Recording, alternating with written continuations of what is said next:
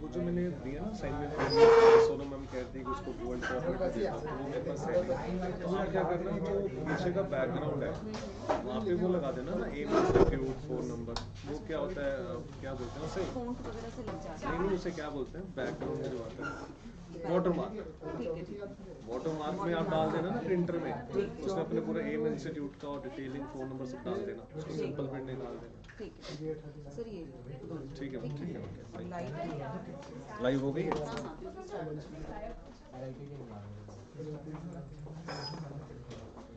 चलो बच्चों सामने देखें, आप लोगों ने अटेम्प्ट किया है क्या वैसे? ये नहीं किया, चलो सामने ध्यान दो।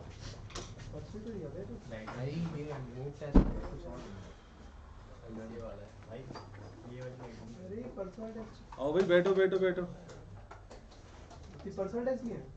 मुझे नहीं पता, नहीं पर्सनल टेस्ट होना है, पागल है। देखो बच्चों सामने क्या लिखा है, आप ये जो है 2 के इक्वल है, आपने x की वैल्यू निकालनी है, तो log a minus log b का फॉर्मूला बताएगा कोई? log a minus log b का फॉर्मूला क्या है? तो this is equal to log x square, अबे यार क्या हो रहा है, log x square plus x upon x plus 1 और इसका बेस है 4, दिस इज इक्वल टू 2। कोई गलती नहीं है, कोई गलती तो नहीं है? कोई गलती हो तो बताना, ठीक है। अब कैसे लिखा जाता है, log वाली फॉर्म को एक्सपोनेंशियल फॉर्म में लिखना हो तो कैसे लिखते हैं? 4 की power 2 is equal to x square plus x upon x plus 1। यहां से क्रॉस मल्टीप्लाई करके इक्वेशन बनेगी और आप वहां से x की वैल्यू निकाल लोगे। अच्छा, इस एमटीपी को सॉल्व करने के 2 तरीके से मैं करवा सकता हूं। एक, अगर मैं पूरा आंसर तक लेके जाऊं, या फिर थोड़ा समझा के आगे बढ़ जाऊं। अगर आंसर तक लेके गया तो मुझे इसे सॉल्व करने में 3 घंटे लग जाएंगे। वैसे 2 घंटे का पेपर है, क्योंकि मैं समझा भी रहा हूं तो मुझे इसे सॉल्व करने में 3 घंटे लगेंगे। लेकिन अगर मैं यहाँ छोड़ के आगे बढ़ता रहा तो मैं इसको 2 घंटे से जल्दी खत्म करवा दूंगा। ठीक है, तो हिंट देता रहूं ना, या जो आपको बोलने लगे ना सर ये आंसर तक लेके जाओ, मैं उसको आंसर तक ले जाऊंगा, या जो मुझे लगेगा ये ले जाना चाहिए वो मैं ले जाऊंगा। जैसे इसमें तो कोई इशू नहीं है। आगे बढ़े, क्वेश्चन नंबर 16 आ गया। बहुत बढ़िया, ये लो कर भी लेते जल्दी। x से कॉमन लेके काट देना, x 16 आ रहा है। चलो 16 आ रहा है। चलो बात करते, गलत है आंसर तेरा देखो मेरा फर्स्ट का ये आंसर गलत लिखा हुआ है। पीछे आंसर गलत क्या लिखा हुआ है? हाँ, पीछे का आंसर नहीं पता, मैंने देखो फर्स्ट का एक कार्ड रखा हुआ है। एक मिनट रुक जा, मेरे पास आंसर है। 16 ही आंसर, 16 ही है। वे ठीक है,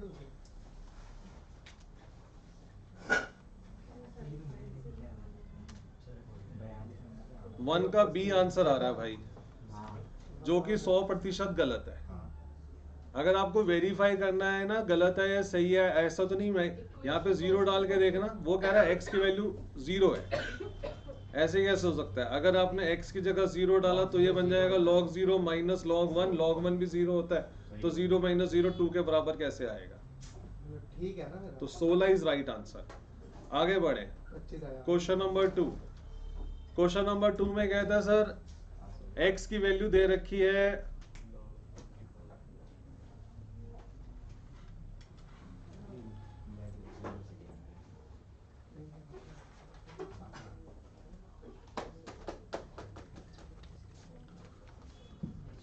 क्वेश्चन नंबर 2 में दे रखा है, कहता है x की वैल्यू है log 24 12, y की वैल्यू है log 36 24 और z की वैल्यू है log 48 36। आपको x y z प्लस 1 की वैल्यू बतानी है कि वो क्या है। तो आपने क्या करना है, ये वैल्यू यहाँ पे डाल दो। x की जगह log 24 12, y की जगह log 36 24, z की जगह log 48 36 प्लस 1, बस आपने इसकी वैल्यू निकालनी है। अब चेंज ऑफ बेस का फॉर्मूला याद है क्या था? लॉग ए बी को कैसे लिखा जाता है? जब अलग अलग लॉग होते हैं जिसका बेस अलग होता है तो उसका पहले बेस सेम करना ही पड़ता है। तो इसको लिखने के लिए आपको लिखना पड़ेगा लॉग बी अपॉन में लॉग ए। तो आप इसे लिखोगे log 12 अपॉन log 24, फिर log 24 अपॉन log 36, फिर log 36 अपॉन log 48 प्लस 1। 24 से 24 कटा, 36 से 36 कैंसल, यहाँ पे बचा log 12 एंड log 48 प्लस 1। बस ये वैल्यू बची है हमारे पास। अब जो आंसर्स हमें दे रखे हैं ना, वो दे रखे हैं कुछ इस तरीके से कि ये 2xy होना चाहिए, या 2zx होना चाहिए, या 2yz होना चाहिए, या डी आंसर है 2 होना चाहिए। अब 2 तो ये देखो हो नहीं सकता, क्योंकि 2 होने के लिए 1 यहाँ पर है, इसको 1 आना चाहिए। log 12 को किसी भी एंगल से log 48 से डिवाइड करने में 1 तो किसी भी एंगल से आएगा ही नहीं। तो यानी कि अब इन तीनों में से कोई सिस्टम है इसका। देखो क्या करते हैं, तो इसे हमने लिखा मल्टीप्लाई करने पर 2yz 2zx या 2xy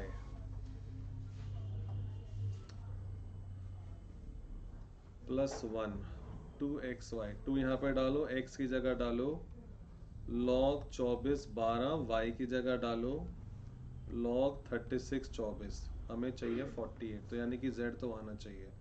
इसको उठा के देखते हैं। 2y की जगह आएगा log 24 अपॉन log 36, इसकी जगह आएगा log 36 अपॉन log 48।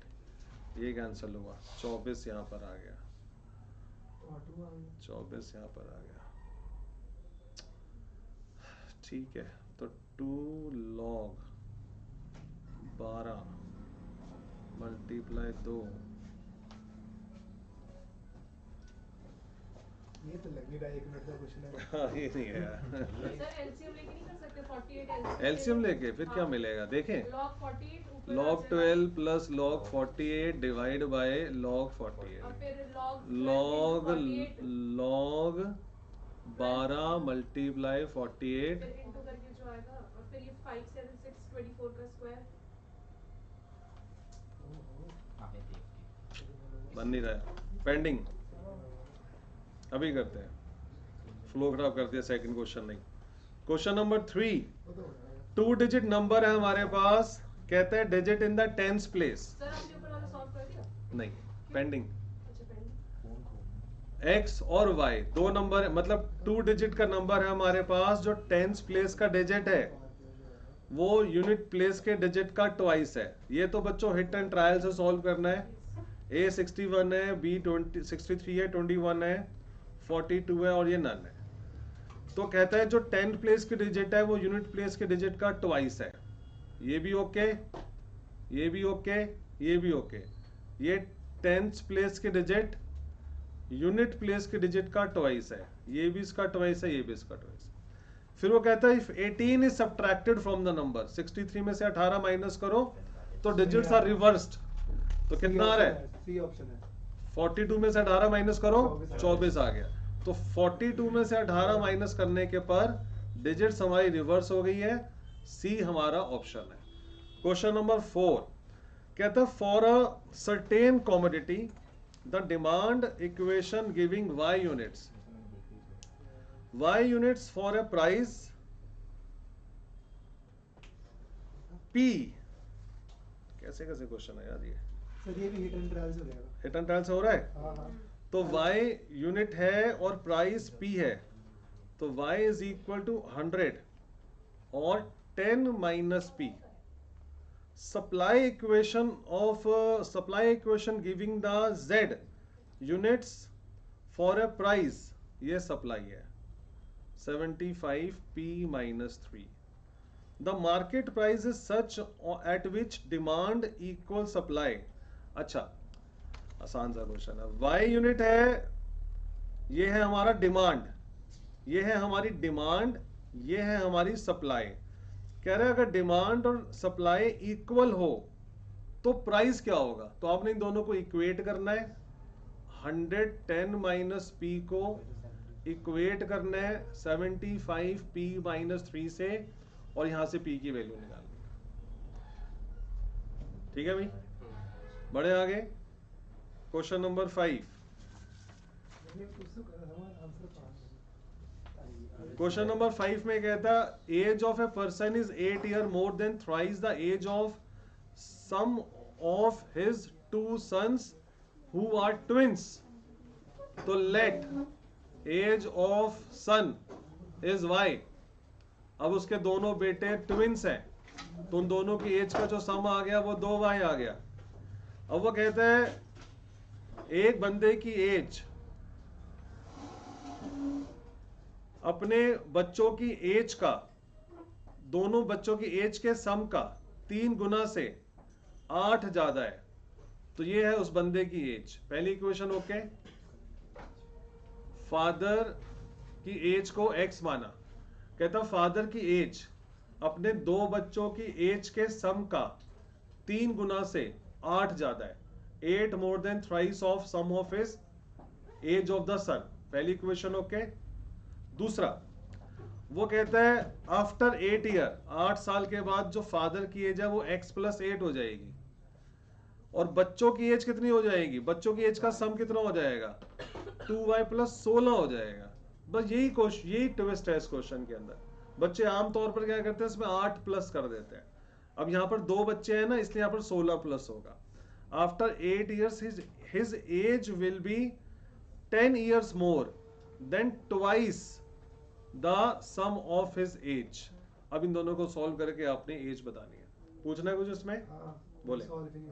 x के बदले रख देना, उस दिन भी सॉल्व ही नहीं हुआ y था। की वैल्यू आ जाएगी। तो x आ गया भाई आपका 6y प्लस 8, x की जगह डाल दो 6y प्लस 8 प्लस 8, यहाँ पर हो गया 4y प्लस में 32 प्लस में 10, y को यहाँ ले आओ, ये बन गया 2y, 32 और 10 हो गया 42, 42 में से 16 गए, 42 में से 16 गए, जल्दी बताओ यार 13 आएगा। कितना? y 13 आएगा। 26। तो y की वैल्यू आ गई 13, तो y की वैल्यू है 13, बट हमने एज ऑफ पर्सन निकालनी है जब बच्चे पैदा हुए। तो अगर y 13 है, यहां पर y की जगह 13 डालो, तो x के बीच में क्या रिलेशन है? इस वक्त ये वाला रिलेशन है, हाँ या ना? तो 13 को 6 से मल्टीप्लाई करो, 13 को 6 से मल्टीप्लाई करो 78, और 8 जोड़ दो। 8 तो तब जोड़ेंगे ना जब अगर 8 साल बाद अगर 8 साल बाद की एज होगी ना, तो नहीं मेरे भाई, ये तो 8 साल बाद वाली एज तो नीचे है ना, तो नीचे ये तो सिंपल है। जो फादर की एज है वो तो करंट बोली गई है कि, सही होगा। एक मिनट सुन लेना, जब मैं पढ़ा रहा हूँ ना तो अब एक मिनट अपना दिमाग बंद करके सुन ले पहले मुझे, फिर बात करियो। y 13 आ गया, और ये जो एज है ना ये करंट प्रेजेंट एज है, 8 साल के बाद वाली तो ये एज है, ठीक है। तो यहाँ पर तूने y की वैल्यू डाली 13 6 78, 78 में 8 जोड़ा 86, तो x की वैल्यू आ गई 86। लेकिन उसने पूछा प्रेजेंट वैल्यू नहीं पूछी, उसने पूछा जब बच्चा पैदा हुआ था तब वो कितने साल का था। इस वक्त बच्चा कितने साल का है? 13 साल का। तो 13 साल पहले वो कितने साल का था? इसमें से 13 माइनस कर दे, तो आंसर आया 73। ठीक है सर, आगे बढ़े। Question number 6। क्वेश्चन नंबर 6 कहता है roots of the equation 3x square minus 14x minus k is equal to 0 reciprocal of each other. अगर roots of equation reciprocal of each other है तो product of roots c equals to 1 होगा। अगर roots reciprocal हैं एक दूसरे के तो उन दोनों को मल्टीप्लाई करके क्या मिलेगा? 1 मिलेगा। प्रोडक्ट ऑफ रूट्स हुआ c अपॉन a, c क्या है? माइनस k, a क्या है? 3, तो k की वैल्यू क्या आई? -3। आंसर। अब देखो इस क्वेश्चन का टाइम बचा ना, ये 10 सेकंड में हुआ, इसके 50 सेकंड अगले क्वेश्चन में लगा सकते हो आप, 60 सेकंड। क्वेश्चन नंबर 7, एक इक्वेशन आपके पास x square plus x plus r is equal to 0। इसके रूट्स है अल्फा एंड बीटा, तो अल्फा प्लस बीटा क्या होगा? -1। अल्फा बीटा क्या होगा? r होगा। सर 6 का आंसर उसमें कौन यार कैसी बातें कर रहा है यार, मतलब इसमें भी कुछ तुझे गलती दिख रही है। मतलब ये ठीक है वो गलत होगा। हाँ तो 100% गलत होगा यार।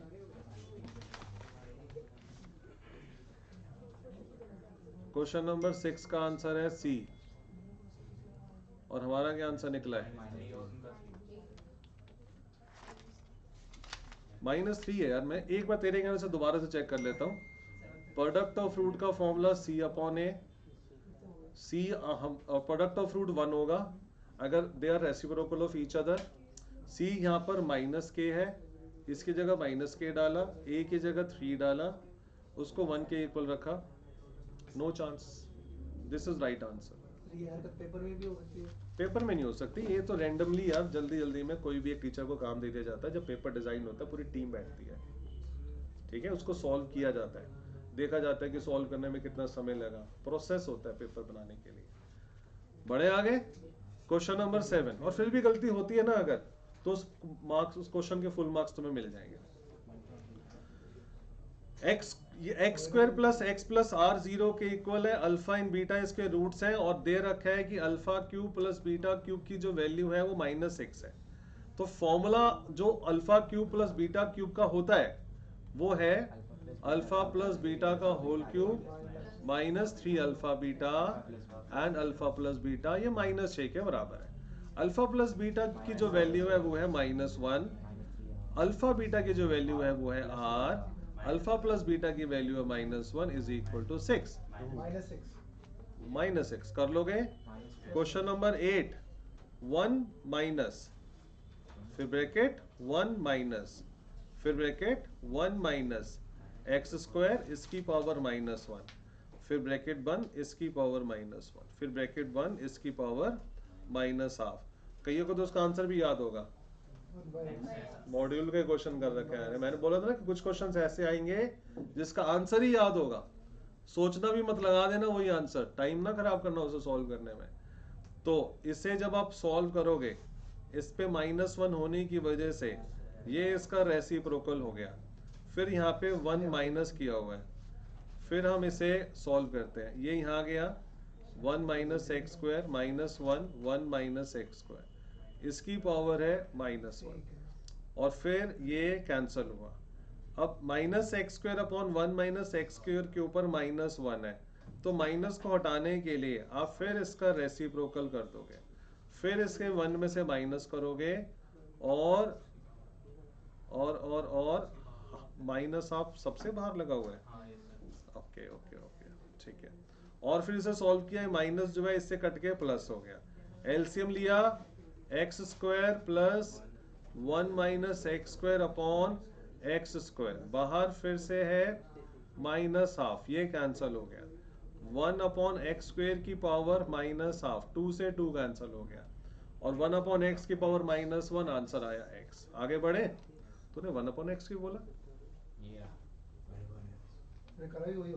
क्वेश्चन नंबर 9, वैल्यू ऑफ 3 की पावर n प्लस 1 प्लस 3 की पावर n डिवाइड बाय 3 की पावर n प्लस 3 माइनस में 3 की पावर n प्लस 1। ऊपर से 3 की पावर n को कॉमन ले लोगे आप, अंदर बचेगा 3 प्लस 1, नीचे से 3 की पावर n को कॉमन ले लोगे आप, नीचे बचेगा 3 की पावर 3 माइनस 3, ये कैंसिल हुआ, ऊपर आया 4, 3 की पावर 3 हुआ 27, 27 में से 3 क्या आया 24, आंसर है 1/6। क्वेश्चन नंबर 10, अगर u is equal to 5x है and u is equal to 5y है and u is equal to 5, नहीं मैं क्या करे जा रहा हूं,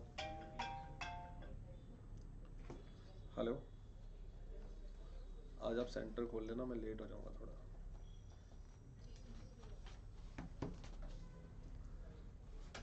u is equal to,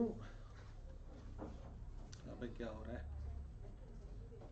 u is equal, u की पावर 5x है इज इक्वल टू v की पावर 5y है और w की पावर 5z है, और फिर हमें दे रखा है कि जो u स्क्वायर है वो vw के बराबर है, तो आपने xy plus zx minus 2y z की वैल्यू बतानी है कि वो क्या होगी। जैसे यहाँ लिखा होता है ना x square is equal to y square, तो ये 2 से 2 कट जाता है और एक्स और वाई बराबर बचते हैं। तो ऐसे यहाँ पर देखो सब में 5 ना फालतू में लगा रखा है, तो सारे 5 काट दो। अब इसको आप k के इक्वल मान लो। अगर आपने इसे k के इक्वल माना तो यहाँ से u की वैल्यू आएगी k की पावर 1 अपॉन x, v की वैल्यू आएगी k की पावर 1 अपॉन y, और w की वैल्यू आएगी k की पावर 1 अपॉन z। ठीक है बच्चों, ये वाली वैल्यू आप इसमें पुट कर दो। u का स्क्वायर, u क्या है, k की पावर 1 अपॉन x उसका स्क्वायर, फिर v की वैल्यू k की पावर 1 अपॉन y, w की वैल्यू k की पावर 1 अपॉन z। यहां पर आया k की पावर 2 बाई एक्स, यहां पर आया k की power 1 upon y and 1 upon z। Base same हो अगर तो पावर्स भी सेम होती है, 2 upon x, 1 upon y, 1 upon z। अब आप इसका एलसीएम लेकर सॉल्व करोगे, आपको यही मिल जाएगा। सर ये भी मैच नहीं हो रहा था, उसका मेरा 0 आ रहा है और मॉड्यूल का 1 आ रहा है। कौन सा? यही वाला। अच्छा, तो यहाँ पर आया z plus y, cross multiply कर दो, नीचे एलसीएम आया yz, फिर आएगा 2yz इंटू xz प्लस में xy, और फिर xz प्लस में xy, 2yz वहां चला गया, minus 2yz is equal to 0 answer आ रहा है। उनका 1 आ रहा है। गलत है, गलत है, गलत है, मिस प्रिंट है। बड़े आगे क्वेश्चन नंबर 10 के बाद क्वेश्चन नंबर 11। कितनी देर होगी स्टार्ट किए हुए? 20 मिनट में भाई साहब, 22 मिनट में 10 क्वेश्चन हुए, 2-2 मिनट लग रहे हैं हमें सॉल्व करने में। गलत बात है ना। क्वेश्चन नंबर 11, क्वेश्चन नंबर 11 के अंदर एक इन्होंने ग्राफ दे रखा है, आपने उसे मैच करना है। तो ये तो आई थिंक सबको आता ही होगा। सबसे पहले देखो जो एरिया है, जो एरिया है वो नीचे की तरफ है, ऊपर की तरफ नहीं है। तो अगर कहीं पर भी आपको ग्रेटर का साइन दिख रहा है ना, तो वो कट कर दो पहले ही। ग्रेटर क्या कर, देखो इस पूरी इक्वेशन में प्लस प्लस है, और ग्रेटर 16 से वैल्यू बड़ी आनी चाहिए। तो 16 से जो वैल्यू बड़ी होगी वो ऊपर की तरफ होगी, नीचे की तरफ नहीं होगी। ये सारी लाइन उसको नीचे की तरफ बाउंड कर रही है। ठीक है, ये वाला भी कट कर दो, बी भी नहीं होगा क्योंकि इसमें ग्रेटर का साइन आ गया। अब देखो इसमें लेस देन का साइन, लेस देन का साइन, लेस देन का साइन, ये तो ठीक है क्योंकि ये फर्स्ट क्वाड्रेंट रिप्रेजेंट करता है। अब या तो सी आपका आंसर है या डी आपका आंसर है। टाइम की कमी है तो 95% सी आंसर होगा। नन ऑफ दीज तो रेयरेस्ट ऑफ रेयर में कभी आता है, तो आप सी को अटेम्प्ट कर दो। ठीक है, अदरवाइज और इसे चेक करना है तो आप इसे और चेक भी कर सकते हो। Question number 12, which of the following graph represent this? Less than का साइन है ना, छोटा होना चाहिए। 6 x को रखा 0, y पे 6, y को रखा 0, x पे 6 से लाइन पास करनी चाहिए, छोटा होना चाहिए। ये पहला ही आंसर है, आगे चेक करने की नीड ही नहीं है। अच्छा एक चीज और, कई बार ये भी हो सकता है डॉटेड लाइन बनी हो, तो डॉटेड लाइन होगी या डार्क लाइन होगी वो इस इक्वल के साइन के अकॉर्डिंगली पता चलेगा। अगर इक्वल का साइन है तो डॉटेड लाइन नहीं होनी चाहिए, तब डार्क लाइन होनी चाहिए। अगर नहीं है तो डॉटेड लाइन होनी चाहिए। बड़े आगे क्वेश्चन नंबर 13,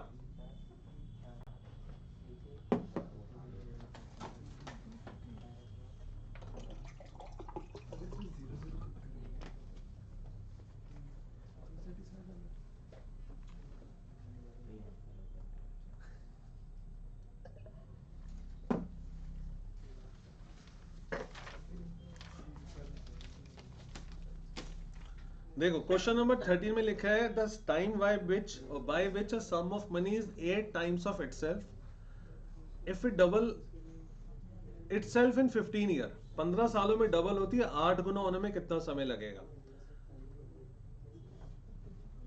15 सालों में 2 गुना, सिंपल सा कंसेप्ट है। 30 साल में 4 गुना, 45 साल में 8। और अगले और 15 साल में 8 गुना। ठीक है, ये कंसेप्ट है। और अगर नहीं तो अब वो कंपाउंड इंटरेस्ट वाला जो फॉर्मूला था, अमाउंट वाला फॉर्मूला, उससे भी आप इसे कर सकते हो, जिसमें होता था कि डबल हुआ 1 रुपया 1 प्लस आई कितने साल में? 15 साल में। अब जैसे होता है ना स्क्वेयरिंग बोथ साइड, आप इसका कर दो क्यूब बोथ साइड। अब जब इसका क्यूब करोगे, 2 का क्यूब करोगे 8 आ जाएगा, और 1 प्लस आई की पावर क्यूब नहीं, अच्छा ये तो सिंपल इंटरेस्ट का है, जो मैंने पहले बताया वही वाला कंसेप्ट है। वो तो तब करना होता है जब कंपाउंड इंटरेस्ट लिखा हो, ये तब करना है जब कंपाउंड इंटरेस्ट लिखा हो। नहीं वैसे तो ठीक है, इससे भी आ ही जाता। समझ में आ गया ना? आ गया, समझ आना चाहिए यार, बात खत्म यार। What is the rate of simple interest if a sum of money amount इतना इन 4 साल और इतना इन 3 ईयर? ये हमारे पास शॉर्टकट वाला कंसेप्ट है ना, कि अगर A1 इन T1 ईयर और A2 इन T2 ईयर, इसमें बड़ी धीरे चल रहा है पेन यार। A1 इन T1 ईयर, A2 इन T2 ईयर, तो इसका प्रिंसिपल क्या होगा? बताओ फॉर्मूला क्या था? Multiply A1 T2 minus A2 T1 upon में T2 माइनस T1, नेगेटिव आ रहा हो तो पॉजिटिव कर लेना, यहां से आपका P आएगा। तो A1 क्या है? 2784। जरा करो फटाफट, चेक करो आंसर आ रहा है कि नहीं आ रहा। 2784 मल्टीप्लाई T2, T2 है 3, माइनस में 2688 multiply by 4 divide by 4 minus 3। P बताओ क्या आ रहा है, जल्दी सॉल्व करके बताओ।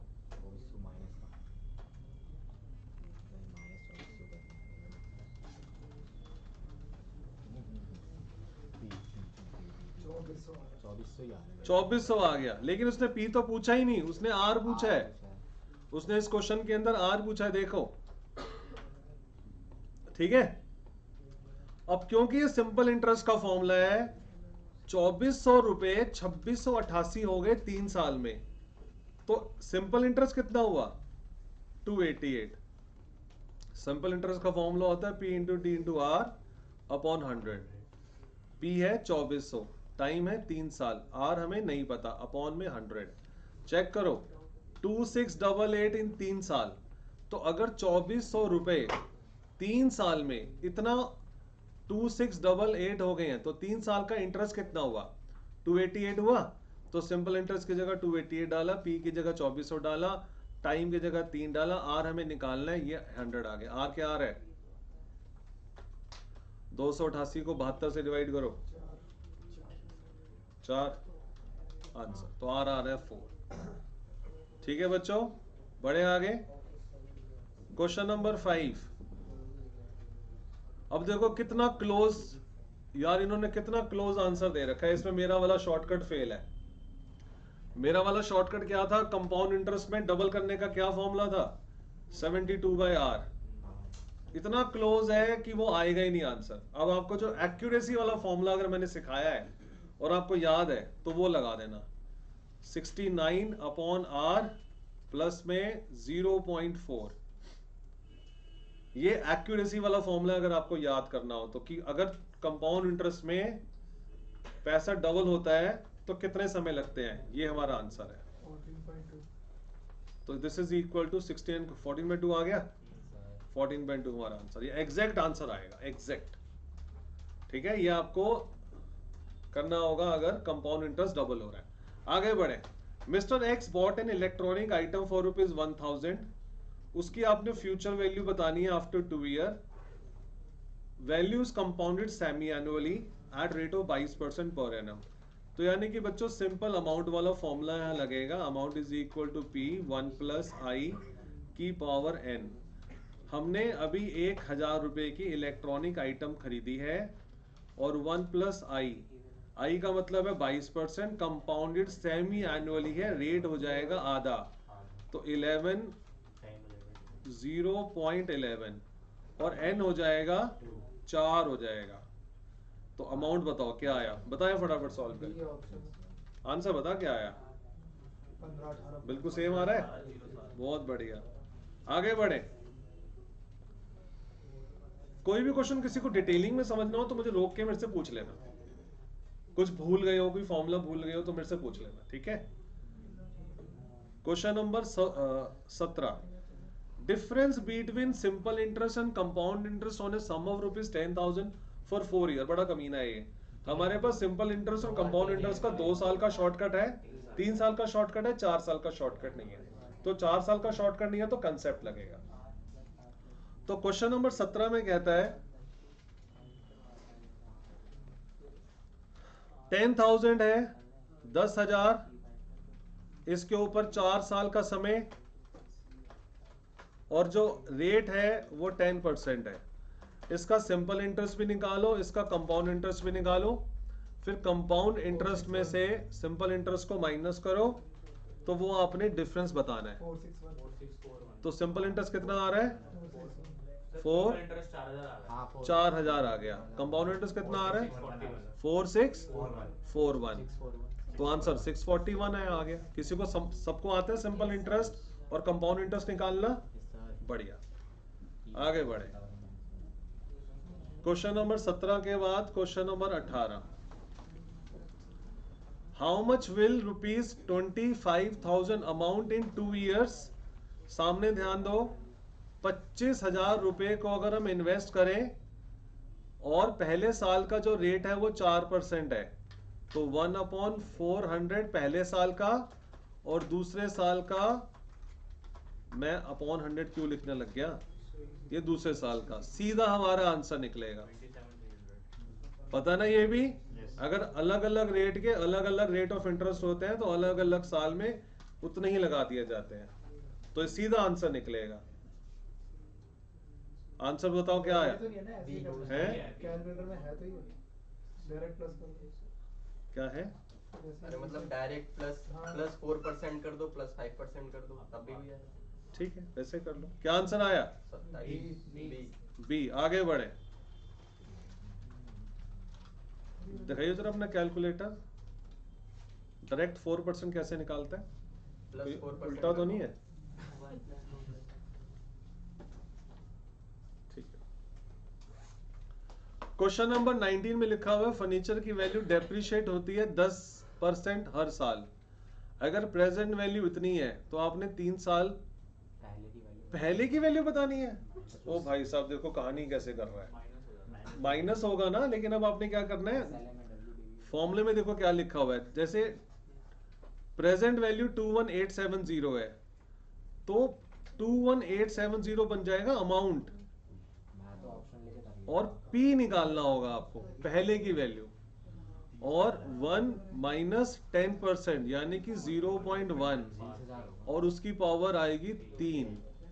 ये देख लेना कैसे निकलेगा। ये भी कैलकुलेटर से हो जाएगा। नहीं, ये तो 30,000 जैसे करना है करो यार, बात अभी 35,000 है, उससे होगा ही नहीं। 10% काटते रहो। अबे भाई मार्केट के अंदर चलो आगे बढ़े। Effective rate of interest amount of does not depend upon amount of principal amount of principal. बिल्कुल सही है, आगे बढ़े। क्वेश्चन नंबर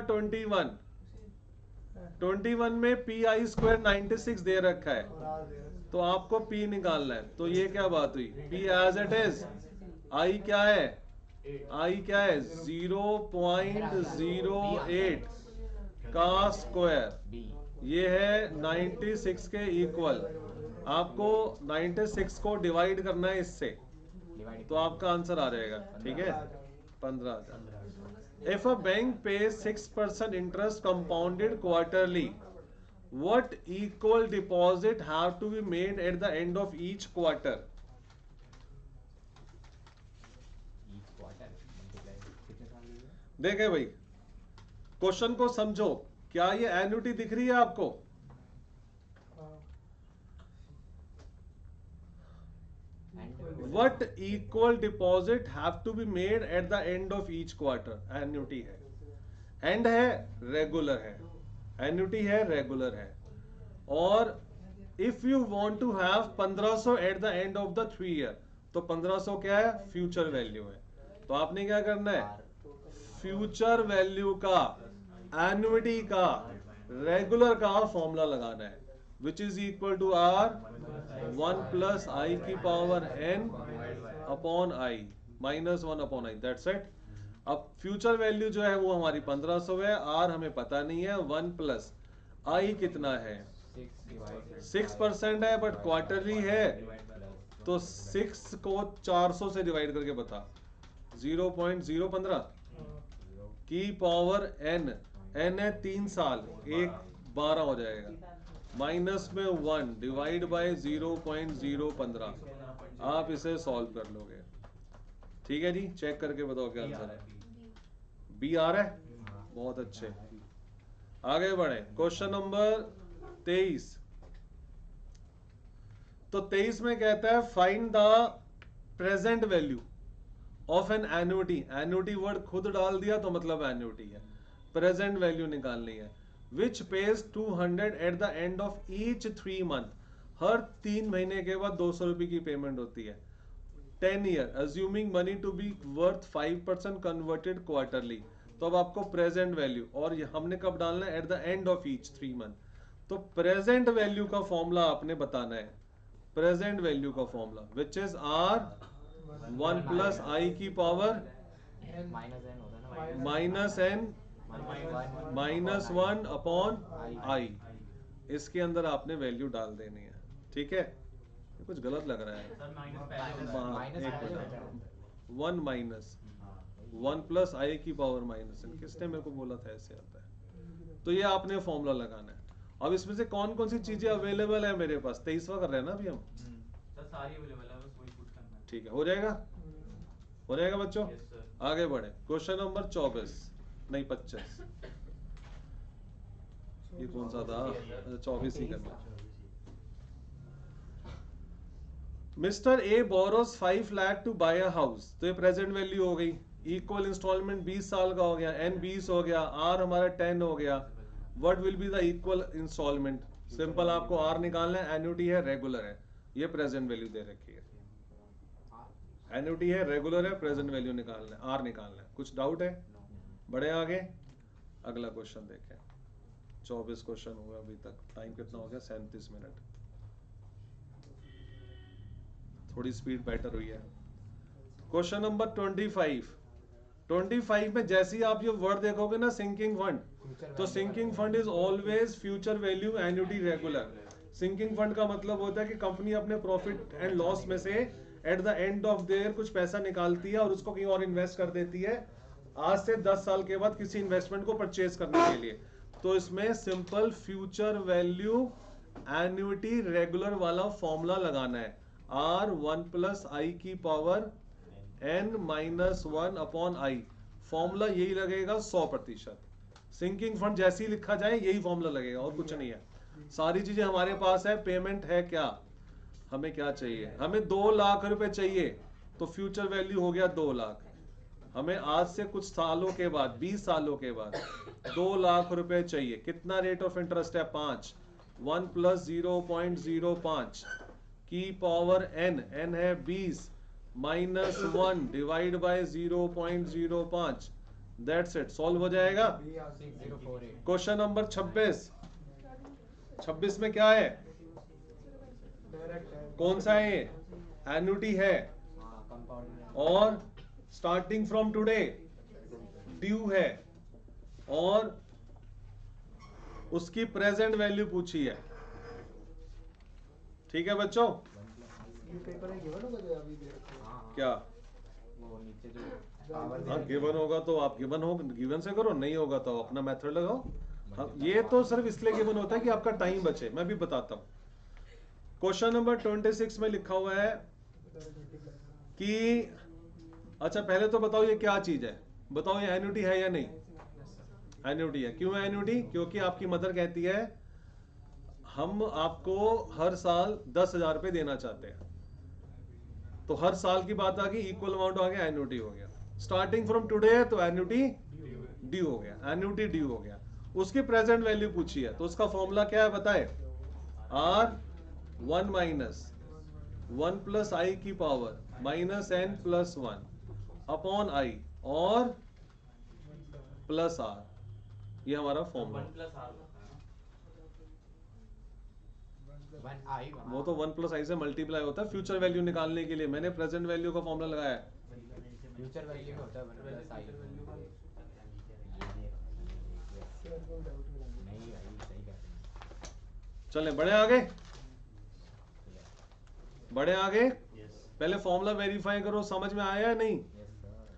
अब देखें, कहता है suppose your mom decide to gift you ₹10,000 every year, तो यानी कि आर हो गया हमारा 10,000, 1 माइनस 1 प्लस आई क्या है यहाँ पर 8.5% पर एनम, यानी कि 0.085, इसकी पावर कितनी -n + 1, क्या n कितना है यहाँ पर 16 साल, तो -n 16 -n + 1 यानी कि -15 हो गया, अपॉन में i यानी कि 0.085 प्लस में r 10,000। ठीक है, करो जरा सॉल्व इसे। आता है सॉल्व करना किसी को? हाँ, डिवाइड इक्वल टू 1। बताओ, सॉल्व करके बताओ क्या आंसर आ रहा है।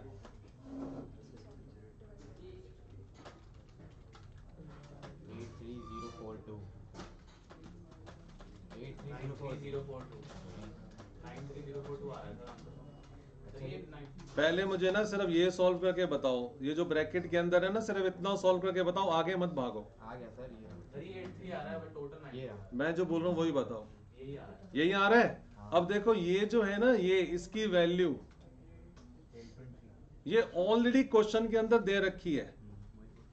इसका क्या मतलब होता है? इसका मतलब ये होता है कि कोई बंदा अगर ₹1 15 सालों के लिए 0.085 के हिसाब से इन्वेस्ट करता है, तो उसकी आज की डेट में प्रेजेंट वैल्यू क्या है? तो उसकी आज की डेट में प्रेजेंट वैल्यू ₹8.30। देखो इसमें इसका मतलब है कि कोई बंदा अगर 0.085 रेट ऑफ इंटरेस्ट से 15 सालों के लिए इन्वेस्ट करता है, तो उसकी प्रेजेंट वैल्यू क्या है? ₹1 की। ₹1 की प्रेजेंट वैल्यू है इतना। इसको समझना है आप लोगों ने। अगर ₹1 इस रेट ऑफ इंटरेस्ट के हिसाब से 15 सालों तक हम इन्वेस्ट करेंगे तो उसकी प्रेजेंट वैल्यू है इतना। तो अगर ₹10,000 को इन्वेस्ट करेंगे तो उसकी प्रेजेंट वैल्यू क्या होगी? तो आपने क्या करना, सीधा 10,000 को उससे मल्टीप्लाई कर देना है, देन इस फॉर्मूले से आपको छुटकारा मिलेगा, जिस क्वेश्चन के अंदर आपको ये वैल्यू दे रखी होगी। क्लियर? तो इसको सॉल्व करके क्या आ रहा है? व्हाटएवर, उसमें 10,000 को जोड़ दो तो आपका आंसर आ जाएगा, ये आपका C 93042। बढ़े आगे, चलें।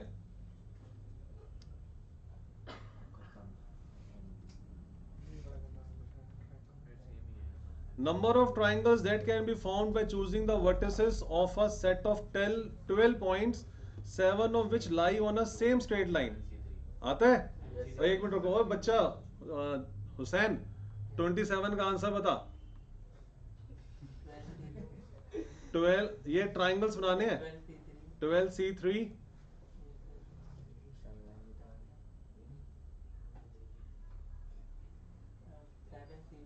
7C2 ट्राइंगल्स बनाने हैं। अबे इसका मतलब है 7 जो है कोलिनियर है, -7C3। इनको आज ही करवाया ये वाला क्वेश्चन, देखिए इनका MTP में भी आ रखा है। यही आंसर है इसका, दैट्स इट। पता है सबको ना? Yes sir. आगे बढ़ते हैं। एक बॉय के पास 3 लाइब्रेरी टिकट्स हैं, 8 books of his interest in the library, और उसके पास 8 किताबें वो लेना चाहता है, बट वो ले सिर्फ 3 ही सकता है क्योंकि उसके पास 3 लाइब्रेरी टिकट्स हैं। अब उसके पास ना उस 8 में से ना 2 बुक्स हैं, मैथमेटिक्स पार्ट 2 और मैथमेटिक्स पार्ट 1। लेकिन कहता है मैथमेटिक्स पार्ट 2 वो तब लेगा अगर वो मैथमेटिक्स पार्ट 1 भी लेगा। अगर उसने मैथमेटिक्स पार्ट 1 नहीं लिया है तो वो मैथमेटिक्स पार्ट 2 लेने का कोई फायदा नहीं है। तो कितने तरीके से वो ये काम कर सकता है?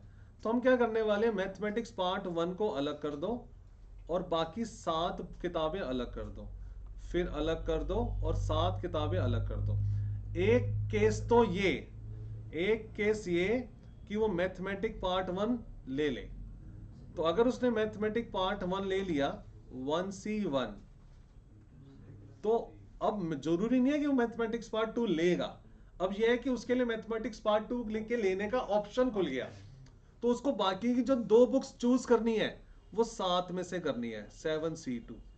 ठीक है, नंबर 1, नंबर 2, सॉरी केस 2। पहले के समझ में आ गया? केस 2 हो सकता है उसने मैथमेटिक पार्ट 1 लिया ही नहीं, उसने नहीं लिया, अगर उसने 1 नहीं लिया तो वो 2 भी नहीं लेगा जो 7 में इंक्लूड है। तो उसका मतलब वो अपनी बाकी तीनों किताबें 6 में से लेगा। मैथमेटिक पार्ट 1 को भी छोड़ देगा, 2 को भी छोड़ देगा। इसको और इसको प्लस करके जो आंसर आएगा वो यहाँ पे लिख लेना। ठीक है सर, बढ़े आगे। उस दिन आपने 3 केस नहीं बताए थे शायद? 3 केस? और कौन सा केस हो सकता है? इसी कॉपी में लिखा हुआ था शायद 3 केस बताए नहीं 41 यही आंसर ये तो बताया भाई। थे।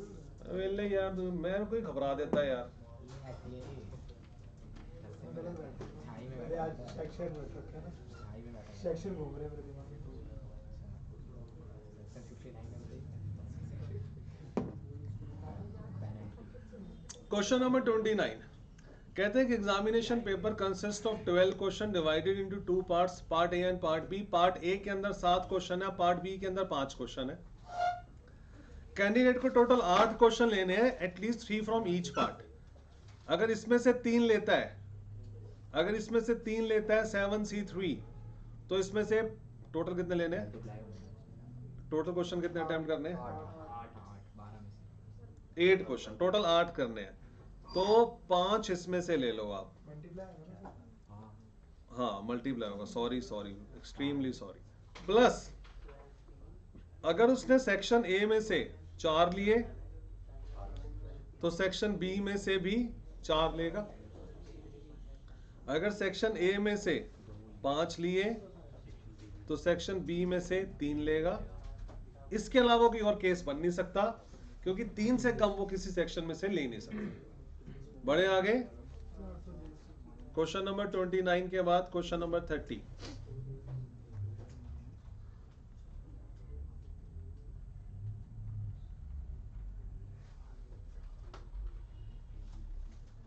फेलियर के लेटर्स को अरेंज करना है सो दैट कॉन्सोनेंट में occupy only odd position. Consonant है एफ, एल और आर। टोटल लेटर्स हैं 1 2 3 4 5 6 7। 7 लेटर्स की जगह बनाई 3 4 5 6 और 7। 1 3 5 और 7। तो जो एफ, एल और आर है वो इनमें से कहीं पर आ सकते हैं। तो एफ के पास आने की चॉइस है 4, एल के पास आने की चॉइस है 3 और आर के पास आने की चॉइस है 2। हो गए। अब कितनी जगह बची हुई है? 4 जगह बची है, 4 लेटर बचे। It can be done in 4 factorial veg. Answer 4 main and 4 women को सर्कुलर टेबल पे बिठाना है, लेकिन कोई भी 2 वुमेन एक साथ ना बैठे। तो पहले क्या करो, मेन को बोलो भैया एक एक चेयर छोड़कर बैठ जाओ। तो this can be done in कितना वेज? 4 - 1 factorial veg. जब सर्कल के चारों तरफ बैठना होता है तो n - 1 फैक्टोरियल।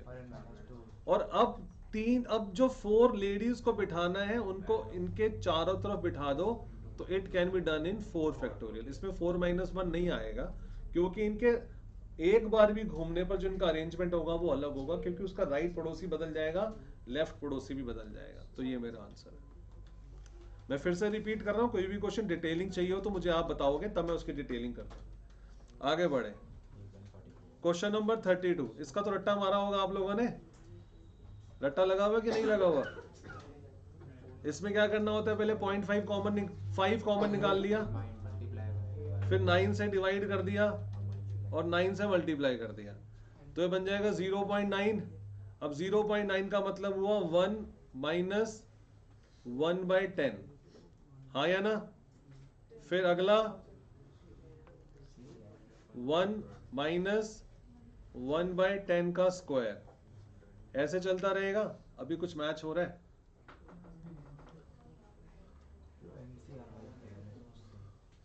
पूरा सॉल्व हो रहा है। नहीं चलो एक स्टेप और आगे चलते हैं। 5/9 एज इट इज। हर टर्म के अंदर 1 है और इसमें n टर्म्स है। 1 को 10 बार जोड़ने पर 10, 1 को n बार जोड़ने पर n, तो यहां आ जाएगा n। फिर माइनस 1/10 का सीक्वेंस बनता है 1/10 + 1/10 का स्क्वायर। उसमें सम टू जीपी का formula which is equal to a। a क्या है? a क्या है? 1/10। फिर 1 माइनस आर और उसकी पावर n। 1 minus बस ये हमारा सॉल्व हो चुका है। अब आपने इसको मैच करना है, किसके साथ मैच होगा। चलो मल्टीप्लाई करो इसे 5/9n मल्टीप्लाई बाय 5/90 और 1 माइनस 1/10 का मतलब होता है ना 0.1 की पावर n। मैच हो रहा है किसी से ये? ओए ये कैसे हो 1 सकता है? minus r भी आता है अच्छा हाँ सॉरी यार, क्या हो रहा है 1 माइनस आर, नीचे अपॉन तो 1 माइनस आर, तो 1 माइनस आर में ये बचेगा, तो 10 में से 1 गया 9/10 बचेगा, 8 तो 9/10 बचेगा, 0 से 0 कटेगा, ये 9 यहाँ जाएगा 81 आ जाएगा, तो 5/9n बी हमारा आंसर है। इससे मैच कर गया। 3 टर्म्स अगर एपी में है तो find the value of x. अगर ये एपी में है तो क्या होगा, 3x में से x प्लस 1 को माइनस करो, इक्वल रखो 4x प्लस 2 में से माइनस करो 3x को, और यहां से x की वैल्यू बता। हो जाएगी? हो जाएगा? आगे बढ़े। Question number 34।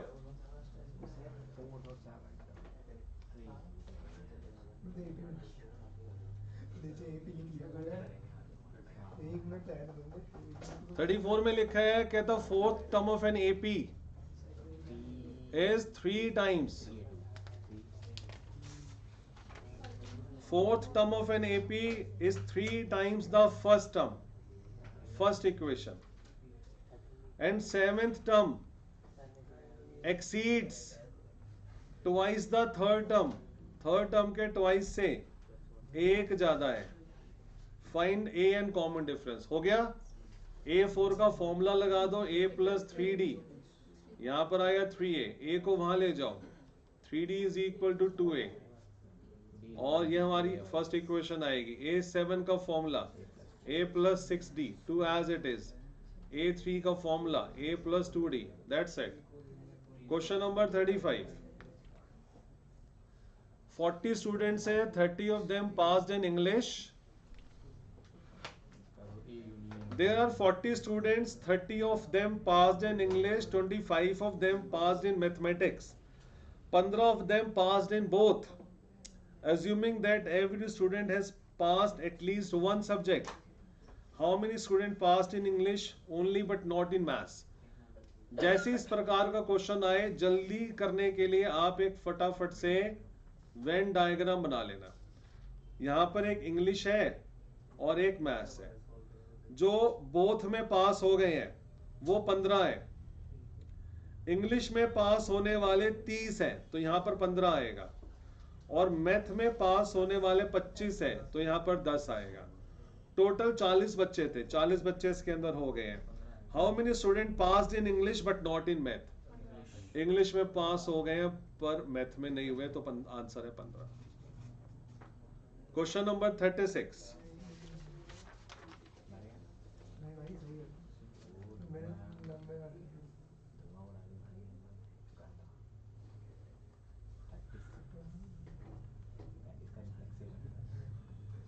36 में क्या था बच्चों, ए है, बी है, सी है, ए माइनस सी निकालो, फिर उसके साथ बी से रिलेशन बना दो।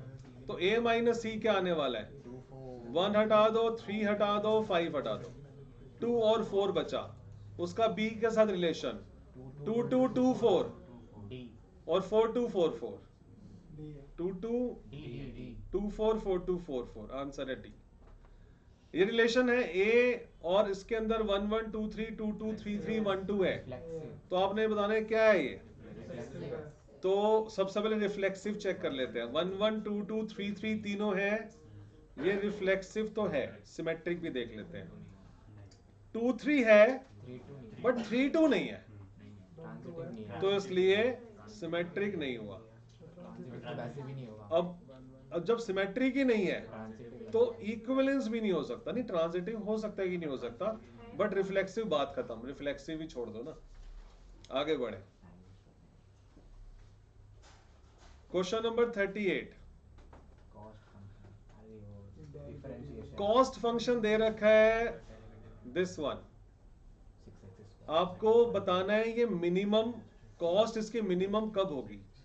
तो इसका बड़ा सिंपल सा तरीका होता है, 2 बार डेरिवेटिव करना है। इसमें x की पहले इसका डेरिवेटिव करो, 0 के इक्वल रखो, x की जो वैल्यूज आएंगी ना उनमें से या तो आंसर होगा या नहीं होगा। तो इसको डेरिवेटिव किया जब हमने इसका 6x square minus 30x plus 36, इसको 0 के इक्वल रख दो। 12x minus 30 6 से डिवाइड करने पर x square minus 5x plus 6 is equal to 0। इसके फैक्टर बन रहे हैं x माइनस 3 और x माइनस 2। तो x की वैल्यू 3 आ रही है, x की वैल्यू 2 आ रही है। नन वाला इसमें ऑप्शन है नहीं, इसका आंसर या तो 3 होगा या 2 होगा। 3 दे, दोनों ही दे रखे हैं। अरे यार काम बढ़ गया। तो भाई इसका आंसर 3 या 2 दोनों होंगे। अब अगला काम क्या करना पड़ेगा, आपको इसका सेकंड ऑर्डर डेरिवेटिव करना पड़ेगा। 12x minus 30 second order derivative किया तो ये आया 12x minus 30 माइनस 30। अब आप इसमें एक बार 3 डालोगे, एक बार 2 डालोगे। 0 आएगा। उसने बोला मिनिमम, 6 और माइनस 12 उसने बोला मिनिमम, तो मिनिमम का मतलब पॉजिटिव पॉजिटिव आंसर आना चाहिए। 6 आ रहा है अगर मैं यहाँ पे डाल रहा हूँ 2, 24 माइनस 30 माइनस है माइनस 6 आ गया, तो माइनस का मतलब मैक्सिमम होता है, तो 2 आंसर नहीं है। 3 डाला 36 माइनस 30 पॉजिटिव आया, तो पॉजिटिव में मिनिमम है, तो 3 हमारा आंसर है। Seller makes an offer of selling certain articles that can be described by the equation this.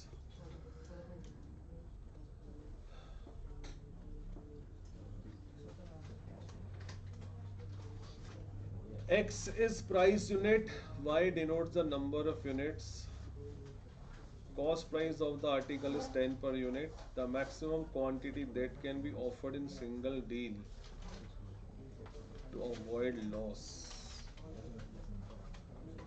अगर मैंने डाल के देखते हैं 6 डाला, 6 डालोगे तो सर 13 आएगा, और अगर 7 डालोगे तो 11 आएगा, 6 डाला X आया 13, 7 डालोगे तो 11 आएगा। 7 ही आंसर है। 7 बाकी डालो तो ज़्यादा डाला तो क्या आ रहा है 11 11। अगले में 9, अगले में 7। ठीक है बच्चों, देखो यहाँ पर हिट एंड ट्रायल मेथड से सॉल्व होगा। ये कहते हैं ये है ना हमारा सेलिंग प्राइस है, ये हमारा सेलिंग प्राइस है x, और y है हमारा नंबर ऑफ यूनिट्स, और कॉस्ट हमारी 10 रुपए यूनिट पड़ रही है। कह रहा लॉस ना हो उसके लिए ज्यादा से ज्यादा कितनी क्वांटिटी हम दे सकते हैं। मैंने x की जगह 6 डाला, हमारा जो सेलिंग प्राइस आ रहा है वो 13 आ गया, जो कि 10 से ज्यादा है, लॉस नहीं है। 6 मे बी द आंसर। फिर मैंने 7 डाला, y की जगह 7 डाला, 25 में से 14 माइनस हुआ, सेलिंग प्राइस आया 11 which is greater than cost price.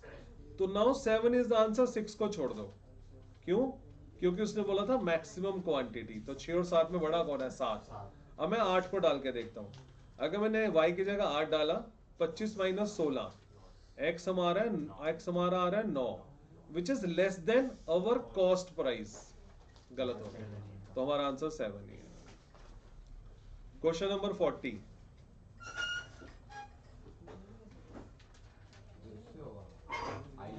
देखो बच्चों, x और e की पावर x में आई लेट सी वाला कंसेप्ट आप लोगों को लगाना है। तो आई लेट सी में फर्स्ट ऐसा का इसको फर्स्ट मानोगे आप, और इसे आप सेकंड मानोगे। बताओ फॉर्मूला। फर्स्ट वाला बाहर एज इट इज, सेकंड वाले का कर दिया माइनस, सेकंड फिर फर्स्ट वाले का डेरिवेटिव 1, सेकंड वाले का इंटीग्रेशन कर दिया, और इसका इंटीग्रेशन दोबारा। तो x ex minus ex plus c, और यहां से आपको आंसर आई थिंक कौन सा मिल रहा है, a मिल रहा है। ऑड मैन आउट बताएं सर इसमें बहुत दिक्कत हुई थी बड़ा। है। सर इसमें 3-4 ऑप्शन, तीनों मतलब तीनों बन रहे हैं इसमें। तीनों बन रहे हैं। मतलब अलग अलग, जैसे अगर देखे कि मतलब इवन है नंबर कौन सा इवन, तो इसमें 5 5 2 आ जाएगा। हाँ ठीक है, अगर देखे 3 का मल्टीपल कौन सा नहीं है तो तो A हो उसमें जाएगा। 295 आ जाएगा। सी है, सर तो इसमें आंसर 3 का मल्टीपल कौन सा नहीं है? 2958 का 3 का मल्टीपल नहीं है, सी है ना बाकी इसका? सारे हैं।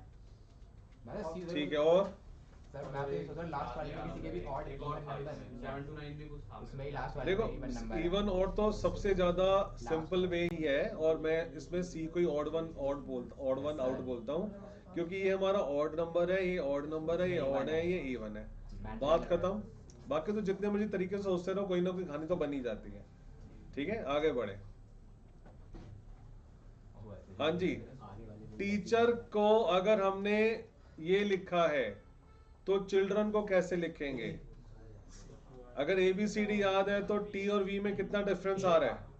QRST UV, तो +2 का हो गया ना, +2 करने पे V पहुंच रहा है। और E में EFG +2, तो सारे +2 है ये। तो चिल्ड्रन का +2 क्या होगा? C E आना, E से शुरू होगा, E तो आ ही रहा है। H के बाद J, तो B कट गया। अभी रुको, देखो पता क्या करो, KN ये मत चेक करो, EF सीधा ये वाला चेक करो, 1 2 3 5वां लेटर चेक करो, 1 2 3 4 5। D के बाद क्या आएगा? F आएगा, तो E वाले छोड़ दो। अब अगला चेक कर लो बस, R के बाद 2 के बाद क्या आएगा? RST, D answer. तो D हमारा आंसर हुआ। आगे बढ़े। हेल्थ में कैसे किया गया? भाई एक हेल्थ का H का G आ गया, सर वो एक का मैं बाकी सारा गैस ही नहीं होता। अरे नहीं मैं बता रहा हूँ ये डायगोनल है, डायगोनल देखो, चेंज करिए सर,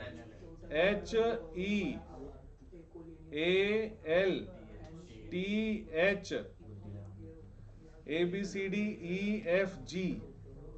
H से पहले क्या आता है? G, यहाँ लिख दिया। E से पहले क्या आता है? D, यहाँ लिख दिया। A से पहले क्या आता है? Z, यहाँ लिख दिया। L से पहले क्या आता है? K, यहाँ लिख दिया। ऐसे ही, ठीक है। अब M से पहले क्या आता है? M, तो आखिरी में आएगा M, आंसर है B। ऐसे ही हनी को अगर हमने ये लिखा, क्या है ये? ABCDEFG HIJ OP, ये भी बड़ा, ये भी +2 है यार, ये भी +2 है, ये भी +2 से हो जाएगा। आगे बढ़े। Odd one out, ABC। Odd one के अंदर जब निकाला जाए ना इस तरीके से, तो इनका इसमें रिलेशन नहीं होता, इनका आपस में रिलेशन होता है। तो C और E में जाने में कितना डिफरेंस आ रहा है? C से E में जाने पर +2 आ रहा है। ABCDEFGH +3 आ रहा लास्ट वाले है। में 3 का है H सर इन तीनों में 1 + 2 + 3 का difference +4 आ रहा है। क्या बेटा? सर इसमें लास्ट वाला C से Z पे जाने के लिए ये वाला है? हाँ, D है। कर भी लिए इतनी जल्दी, घर से करके आए हो? सर नहीं है, 1 + 2 + 3 पहले से कर मेरा पूरा कर रखा है। बहुत बढ़िया, आगे बढ़े। Question number 46। Shweta moved a distance of 75 meter towards north. ये हमने पॉइंट डाल दिया, ईस्ट, वेस्ट, नॉर्थ और साउथ। तो 75 मीटर्स वो नॉर्थ की तरफ गई है,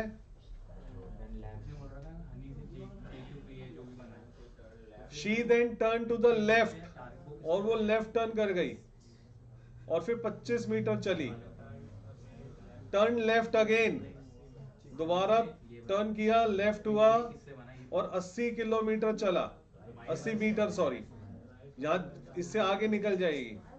finally she turn to the right an angle of 45 degree. ऐसे उसने मूव किया। अब उसकी कौन सी डायरेक्शन है? नॉर्थ वेस्ट नॉर्थ वेस्ट उसकी डायरेक्शन है, ठीक है।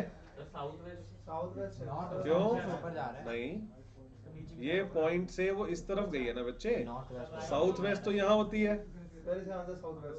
गलत है 100%। सर 45 पर वो देख तो उधर रही है ना, 45 वो तो उधर देख रही है ना, साउथ की तरफ देख रही है। सर साउथ की तरफ है, वहाँ से 45 हो गया। कैसे? आपने तो 90 से भी ज्यादा घुमा दिए। ये 90 ज्यादा घुमा दिया। सर साउथ की तरफ देख रही है तो उस देख हिसाब तो से साउथ की 40 तरफ रही है ना। अच्छा अच्छा अच्छा, ओके ओके, वो पहले वो साउथ की तरफ थी, वहां से 45 डिग्री का एंगल लिया उसने राइट पे। हाँ मतलब 45 ओके, साउथ में माई से- मिस्टेक, माई मिस्टेक। गैप ना मारो। यहाँ आएगा, बिल्कुल सही है, बिल्कुल सही है।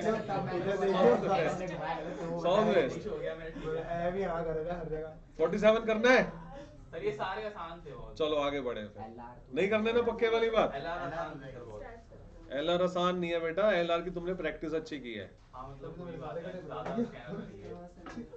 पक्का नहीं करना, देख लो फिर। नहीं करना, नहीं करना। बढ़िया, स्टार्ट करो। 61 सीधा स्टैट्स पे आ जाओ फिर।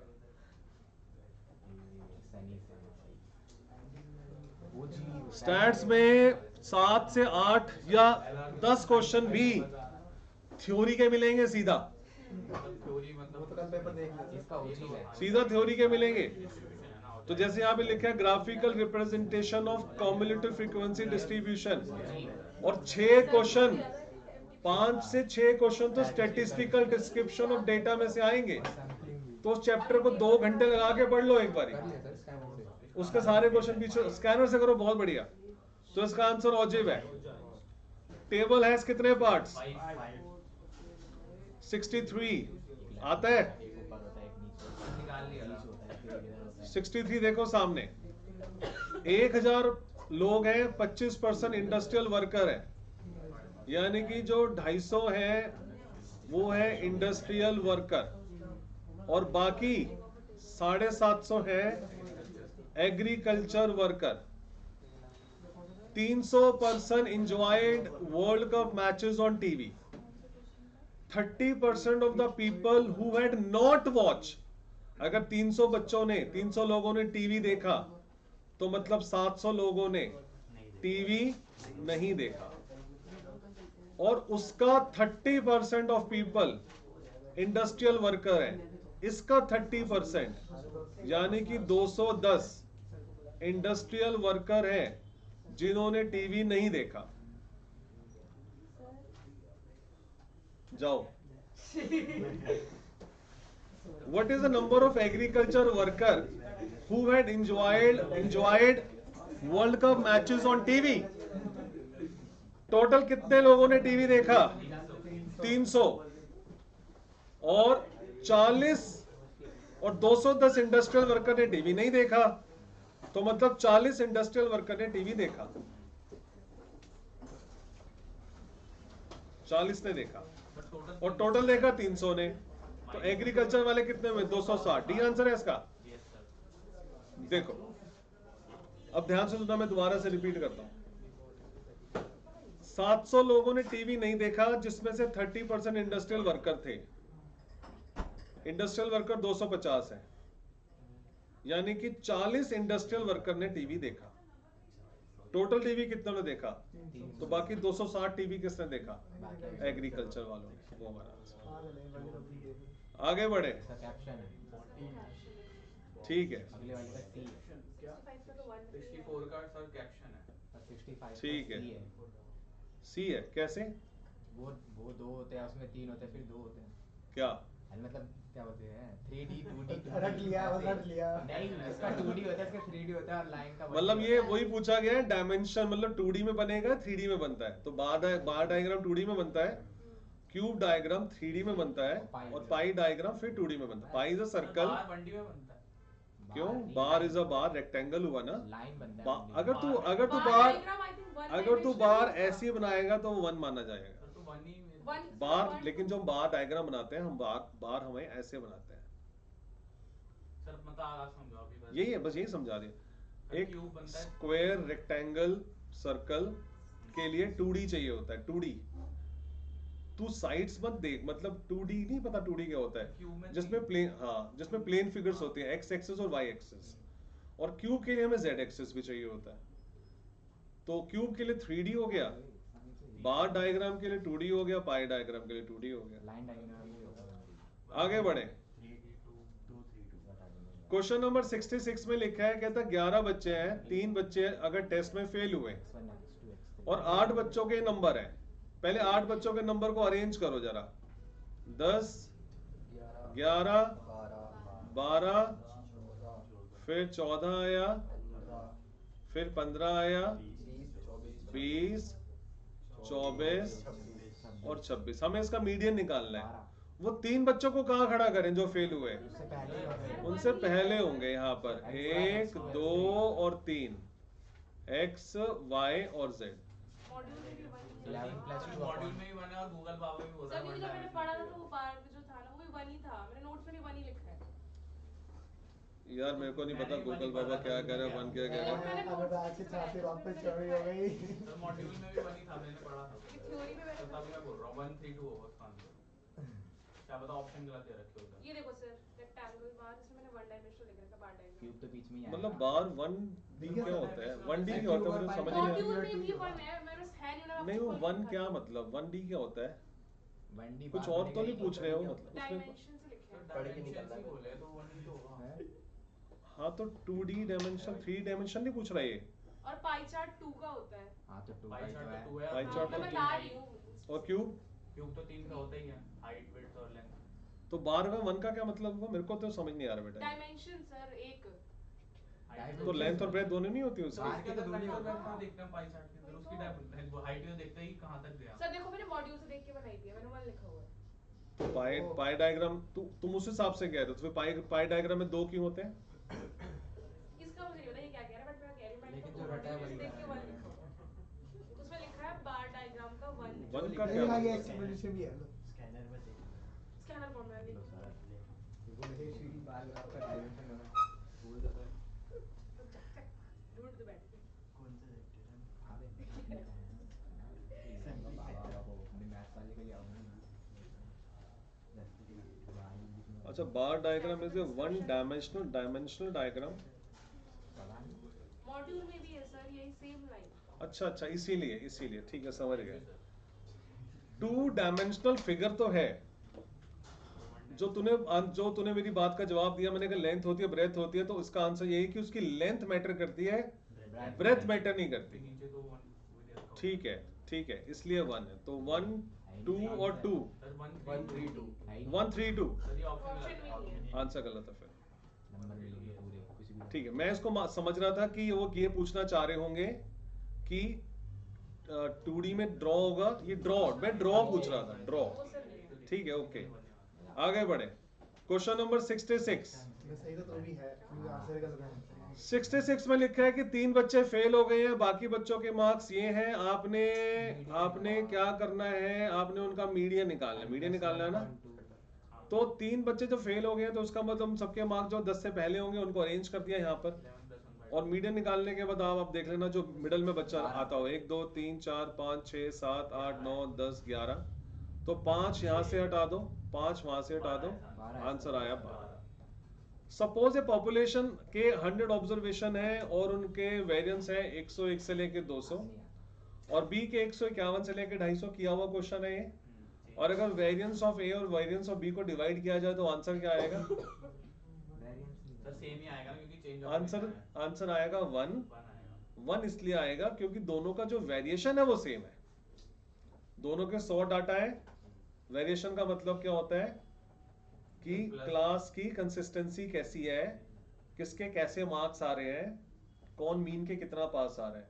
उनका पैटर्न जब आप चेक करोगे ना 100 पहले बच्चे के 101 दूसरे बच्चे के 102 103 एक नंबर बढ़ रहा है। 100 बच्चों के एक नंबर बढ़ रहे हैं। अगले में भी 100 बच्चों के एक नंबर बढ़ रहे हैं। तो जब दोनों का वेरिएंस निकालोगे वेरिएंस सेम आएगा। ठीक है तो जब वेरिएंस को ए को वेरिएंस ऑफ बी से डिवाइड करोगे तो आंसर आएगा 1। आगे बढ़े। अरे मैं टेस्ट तो दी है। देखो फिर थ्योरी का क्वेश्चन है तो ये तो तुम लोगों ने कर ही लिए होंगे। Quota. Out of this which is not a probability sampling quota. पढ़ो इसे। सैंपल साइज बढ़ता है तो एरर डिक्रीज हो जाती है। जैसे जैसे हमारा डेटा बढ़ेगा तो एरर होने के चांसेस गलत होंगे। अगर सिर्फ 4 ही बच्चों से डेटा लिया जाए और 4 बच्चों के बेस में 40 बच्चों का अंदाजा लगाया जाए तो वो गलती हो सकती है। लेकिन अगर 20 बच्चों का डेटा लिया जाए और 40 बच्चों का अंदाजा लगाया तो गलती कम हो जाएगी। और ये आप फॉर्मूला वेरीफाई कर लेना। मैं निकला गड्डी लेकर एक मोड आया और 2 मीन लोग मिले और हम 3 मीडियन हो गए। अब इसमें से फॉर्मूला डिराइव करके देख लेना किससे मैच कर रहा है। सी ठीक है, आगे बढ़े। Mean and coefficient of variation of the marks of n student is 20 and 80. What will be the variance of them? 16 covariance का फॉर्मूला होता है standard deviation upon mean 256 into 100। बिल्कुल सही जवाब। तो कहता है मीन जो है वो है 20, स्टैंडर्ड डेविएशन हमें नहीं पता, कोवेरिएंस है 80 इंटू 100। 256 ये खत्म करो, इसे 5 आ गया, 5 नीचे आया तो स्टैंडर्ड डेविएशन आ गया 16। अब कहता है वेरिएंस क्या होगा? वेरिएंस होता है स्टैंडर्ड डेविएशन का स्क्वायर, तो आंसर आएगा 256। कंपनी के पिछले 10 सालों की जब हमने एवरेज अर्निंग निकाली तो वो 40 करोड़ आई है। 11वें साल की अर्निंग क्या होनी चाहिए to have the same average? 11वें साल की सेम एवरेज अर्निंग के लिए ये 10 साल के ईयर्स को इंक्लूड करने के बाद 11वें साल की अर्निंग क्या होनी चाहिए? अगर 10 सालों की एवरेज 40 करोड़ है, हम चाहते हैं 11 सालों की भी 40 करोड़ हो, तो 11वें साल की अर्निंग क्या होनी चाहिए? 40 ही होनी चाहिए। थोड़ी सी भी वो बढ़ गई है, कम हो गई, तो एवरेज खराब हो जाएगी। एवरेज खराब ना हो तो 40 करोड़ होनी चाहिए। ओरिजिन के शिफ्ट करने से किसे फर्क नहीं पड़ता? ओरिजिन शिफ्ट करने से चेंज नहीं होता है एसडी इंक्रीज हो जाता है? नहीं होता। डी ऑप्शन लिखा हुआ है भाई, एसडी के अंदर कोई बदलाव नहीं होता। किससे बदलाव आता है? स्केल के बदलने से बदलाव आता है। 2 unbiased dice are thrown. 7 The expected value of sum of the numbers on the upper side. ये तो बड़ा लेंथी क्वेश्चन जाएगा यार। हाँ सर, मतलब बोर्ड वैल्यू 2 डाइस फेंकी है और सम ऑफ नंबर आपको बताना है। सम ऑफ नंबर आएगा 2 3 4 5 6 7 8 9 10 11 12। ये है सम ऑफ नंबर, इसको हम x मानेंगे। जब 2 डाइस को फेंका जाता है तो सम ऑफ नंबर यही आता है ना, इसके अलावा तो कुछ नहीं आएगा। इन सब की प्रोबेबिलिटी निकालोगे, फिर उन सब का मीन निकालोगे। इन सब की प्रोबेबिलिटी कैसे आएगी? इसकी क्या प्रोबेबिलिटी आएगी? 1/36 कि सम 2 आए, वो कब होगा? जब 1 और 1 होंगे, जब दोनों डाइस पे 1 और 1 होंगे। सम 3 आए, वो कब होगा? 2 3 सॉरी 2 1 या 1 2, तो 2 चांस होंगे, 2/36। ठीक है, ऐसे आप इन सब का टोटल करके इसका मीन निकाल देना। Example of biparametric continuous probability distribution. बिल्कुल सर, मतलब बाय पैरामीट्रिक यानी कि जिसमें 2 ही पैरामीटर यूज होते हैं। तो नॉर्मल का फॉर्मूला क्या होता है? e की पावर -m, बोलो आगे, m की पावर r अपॉन, तो फिर इसमें तो फिर आंसर तो नॉर्मल किसने बोला फिर? आंसर नॉर्मल है क्योंकि जो वो पॉइजन तो यूनिपैरामीट्रिक होता है ना, और बाइपैरामेट्रिक डिस्क्रीट होता है। ये कंटीन्यूअस है तो ये नॉर्मल होगा, बाइनोमियल तो डिस्क्रीट होता है ना। पता लगे मेरे को स्टैट्स के लिए चाहिए। यही रीजन है जो कल 10 क्वेश्चन छूटे हैं ना 15 स्टैट्स की वजह से। हां कोई रीजन नहीं है पक्का तो इसमें लिखा नहीं है ना, लिखवाया वो? हाँ मैं ही भूल जाता हूं। ठीक है, डन, रट्टा मारो इसे। 5 is subtracted from each observation of some certain item, then its coefficient of variation is 10%. अगर 5 is added to each item, coefficient of variation is 6%. Okay, देखो बच्चों, सीवी का क्या फॉर्मूला होता है? अभी अभी हम लोगों ने लिखा कि सीवी का फॉर्मूला है स्टैंडर्ड डेविएशन को मीन से डिवाइड कर दिया जाए इनटू 100। अब कहते हैं कि अगर हर ऑब्जर्वेशन में 5 माइनस कर दिया जाए, अगर हर ऑब्जर्वेशन में 5 माइनस कर दिया जाए, क्या स्टैंडर्ड डेविएशन में कोई बदलाव आता है? कोई बदलाव। क्या मीन में कोई बदलाव आता है? आता है। जिसने मुंडी ऐसे ऐसे लाई है, आता है। मीन डेविएशन में नहीं आता। हाँ, इनटू 100। तो कहता है सीवी क्या होगा? सीवी होगा 10%। This is equation number first. फिर वो कहता है अगर 5 is added to each item then coefficient of variation is 6%. 5 is added, 5 बढ़ाने पर, हर ऑब्जर्वेशन में 5 बढ़ाने पर स्टैंडर्ड डेविएशन में कोई बदलाव नहीं आता, लेकिन मीन में बदलाव आता है। 5 into 100। This is equation number 2। आपने दोनों को एलिमिनेट करना है। एक जीरो से एक जीरो कैंसिल हो गया, ये ऊपर चला गया। Mean minus 5 is equal to standard deviation. ठीक है भाई, स्टैंडर्ड डेविएशन की वैल्यू यहां पे डाल दो। 6 is equal to mean minus 5 upon mean plus 5। ये वाला 100 नीचे ले जाओ। 2 3 250 क्रॉस मल्टीप्लाई। 50 मीन माइनस में 250 is equal to 3 mean plus में 15। मीन को यहां ले आओ, 50 में से 3 गए, 47 मीन। 250 में 15 जोड़ दो, 265। कितना आ रहा है? 5.6 पॉइंट में आ गया। 5.6 कुछ गलती तो नहीं हो रही यार। Find original coefficient of variation. तो दोनों को डिवाइड कर देंगे तो आ सकता है आंसर। एक मिनट देखो यार, कुछ गलती तो नहीं होगी। किया तो सही है हमने। सर 5 25 होता है। हाँ कहाँ पे? 5 5 सर 25 हमारे 15 लिखा हुआ। अरे यार 25 हो गया तो 275 हो गया। अब और हो गया 5 पॉइंट कुछ हो रहा है। दोबारा से कुछ गलती हुई है, करना है, सही है। 5 is subtracted from each observation of some certain item, then its coefficient of variation is 10%. 5 subtract किया, मीन 5 कम हो जाएगा, ये 10%। सही है, सही है। 0 से 0 कटा। अरे यार ये 10 कहाँ चला गया? ये 10 गायब कर दिया हमने, देखो है ना। तो यहाँ पे अपॉन में है, मल्टीप्लाई 10 होगा ना। अपॉन में 10 कर दें क्या, या मल्टीप्लाई बाय 10 कर दो अपॉन। तो 1000 में वो आ तो भी क्या होगा। इस 10 को नीचे ले जाओ, यहाँ ले जाओ। अब इसकी जगह जब वैल्यू डालोगे, मैं कहता हूँ क्वेश्चन छोड़ दो। सर 60 आएगा ना, 60/100 हो जाएगा ना फिर। जब बताना था ना तब तो बताया नहीं है, तब तो तूने गलती मैं होने बोल रहा दी। था आपको तभी कि डिवाइड कर दो, वो कट जाएगा आंसर। 5 तो 6 is equal to S D की जगह डालो दिस अपॉन 10 एंड ये एज इट इज इनटू 100। एक जीरो से एक जीरो गया। 6/10 is equal to this minus this mean plus 5 2 3 the 2 5 the cross multiply 3 plus में 15 is equal to 5 mean minus 25।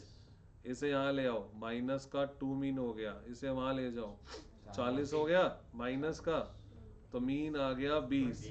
अगर मीन आया 20 तो स्टैंडर्ड डेविएशन क्या होगा? 20 में से 5 गए, 1.5 आया। अब ओरिजिनल क्या होगा? This is 1.5 upon 20 multiply 100, 5 7.5 answer. चले आगे बढ़े। उसने भी साथ छोड़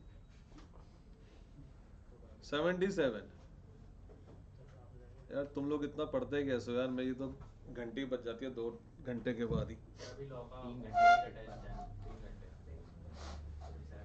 बैक एंड तो क्या है तुम्हारे टेस्ट है आज? हाँ पता, तुम तो करोगे यार, तुम्हें तो करना है। Bag contain 3 white and 5 black ball. 3 white and 5 black ball. Second bag contain 4 white and 2 black ball. एक बॉल निकाली है from each bag. That both balls are white, दोनों वाइट हो उसकी क्या प्रोबेबिलिटी होगी? तो पहले आप क्या करो, हो सकता है हमने अच्छा दोनों में से एक बॉल निकाली है and both balls are white, तो इसमें से वाइट बॉल के निकलने की प्रोबेबिलिटी 3/8, इसमें से वाइट बॉल के निकलने की प्रोबेबिलिटी 4/6, दैट्स इट, यही है भाई। तो 12/48, 1/4 is answer. Difference between mean and mode, mean में से मोड गया तो 63 आया, तो difference between mean and median, sir वो पहले जो फॉर्मूला आया था ना वही लगा था। तो आपने मीन में से मीडियन माइनस करके बताना है क्या होगा। 30 फॉर्मूला है 1 mode plus 2 mean is equal to 3 median. X में से मोड गया, क्या करें? सर वो जो ऊपर फॉर्मूला आया था ना तो वही लगाना है इसमें। इसी में सेट कर देते हैं कहीं पर। इसमें मीन की जगह डाल दो, हमें चाहिए मोड, इसमें मोड की जगह डाल दो 63 को यहां ले आओ, मोड की जगह डाल दो मीन माइनस, अबे माइनस 63 इधर आएगा माइनस हो, तो मोड मीन माइनस 63, चाहे मोड की जगह डाल दो 63 मीन प्लस 63। यार इधर ध्यान दो, इधर ध्यान दो, माइनस आएगा यार, देख लिया चाय ने गलती करवा दी ना, पहले माइनस सही लिखा था हमने।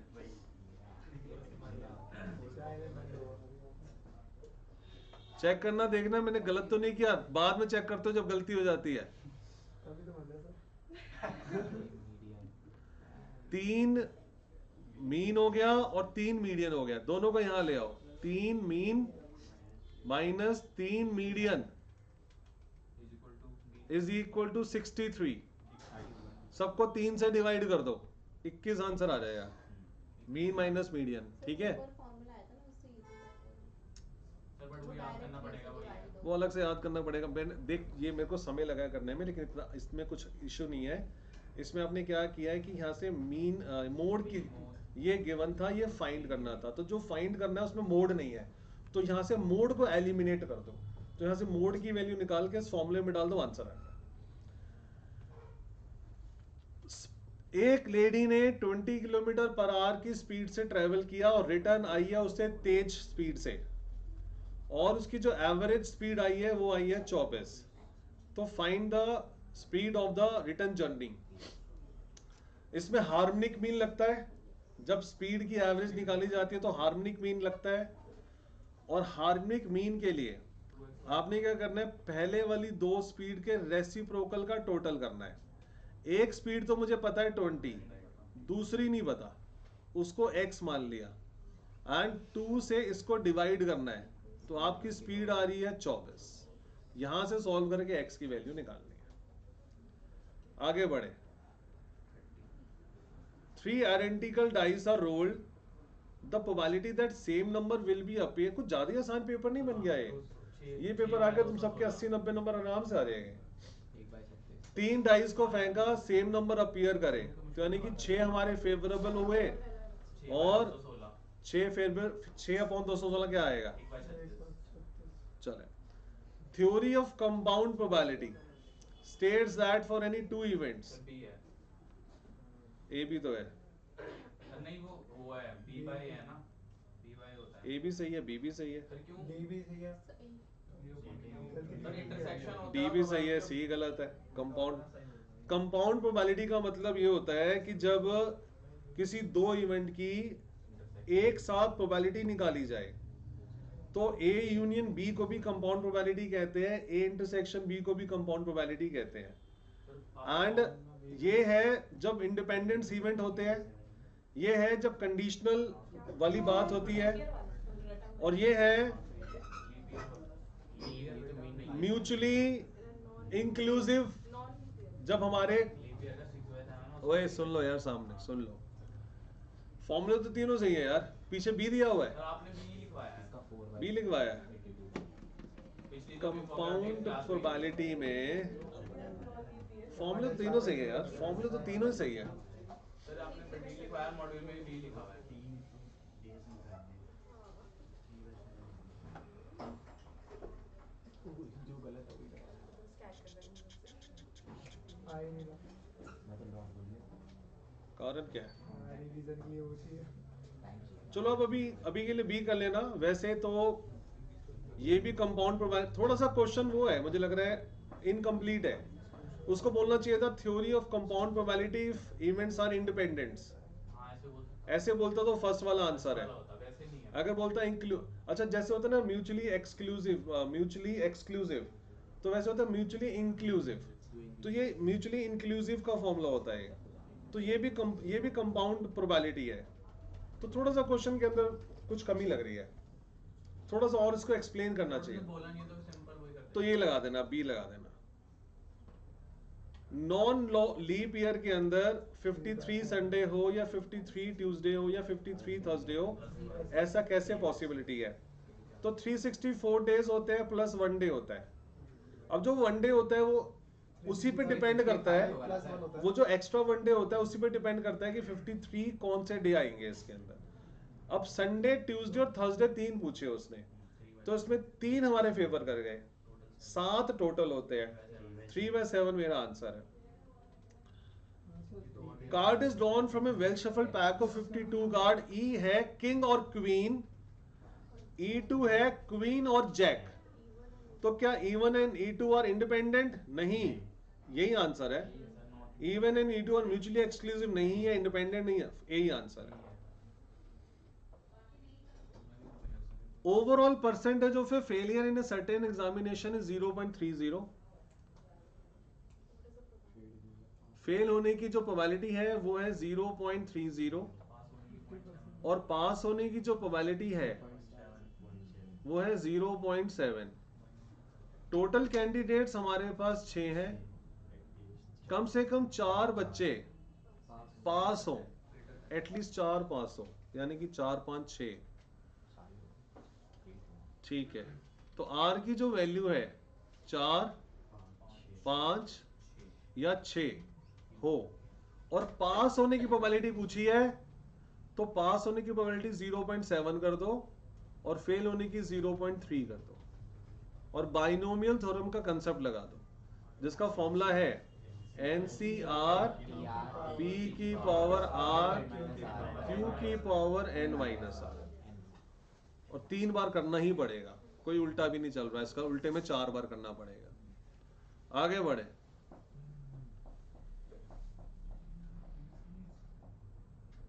जिस क्वेश्चन के अंदर E की पावर माइनस कुछ नजर आ जाए तो समझ लेना वो नॉर्मल का ही क्वेश्चन है।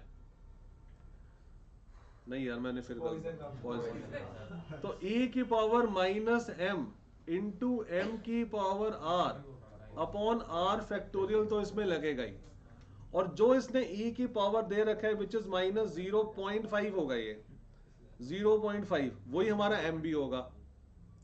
ज्यादा दिमाग लगाने की जरूरत भी नहीं है, सीधा वैल्यू डालो। देखो वो पूछना क्या चाह रहा है, how many boxes will contain at least 2 defective. कम से कम 2 डिफेक्टिव, कम से कम 2 डिफेक्टिव। ये तो बहुत उल्टा हो जाएगा, उल्टा सोचोगे आप, तो आप क्या करोगे, 0 और 1, कम से कम 2 डिफेक्टिव, बस यही 0 और 1, 0 और 1 निकालोगे, बस ये नहीं होना चाहिए। R is equal to 0, R is equal to 1 नहीं होना चाहिए। कर लोगे? M पता लग गया ना क्या है, M की वैल्यू है 0.5, R क्या है, एक बार 0 है एक बार 1 है, बस आगे बढ़े।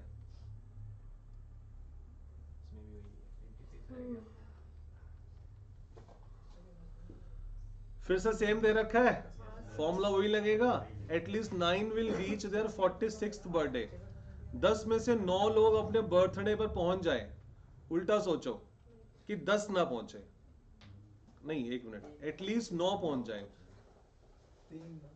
तो कम से, यानी 9 और 10 2 निकालने हैं। उसने बोला at least what is the probability that of 10 men at least 9 will reach their 46th birthday, यानी कि R इज इक्वल टू 9 और R इज इक्वल टू 10, ये आपने 2 निकालने हैं। और फॉर्मूला क्या लगेगा, क्योंकि e की पावर दे रखा है तो वही e की पावर माइनस m, m की power r upon r factorial 2 बार।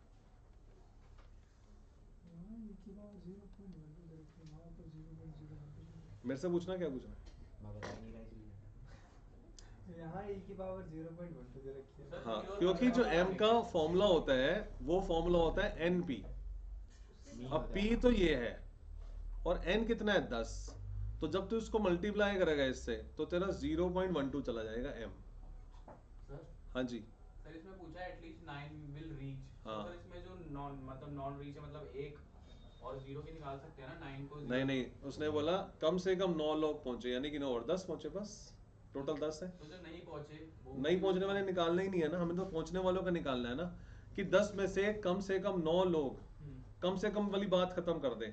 10 में से 9 लोग 46 बर्थडे पे पहुंचे तो तू क्या निकालेगा, R 9 निकालेगा। अब मैं बोलता हूँ कम से कम 9 का मतलब 10 भी, तो 9 और 10 दोनों निकालने हैं। आगे बढ़े बच्चे, बाइनोमियल डिस्ट्रीब्यूशन के अंदर मीन दे रखा है 20। पहला मीन का फॉर्मूला होता है एनपी और स्टैंडर्ड डेविएशन का फॉर्मूला होता है एनपी क्यू का रूट, this is equal to 4। Elimination method use करो, एनपी की वैल्यू 20 यहां डालो, स्क्वायरिंग बोथ साइड करो, वैल्यूज निकाले।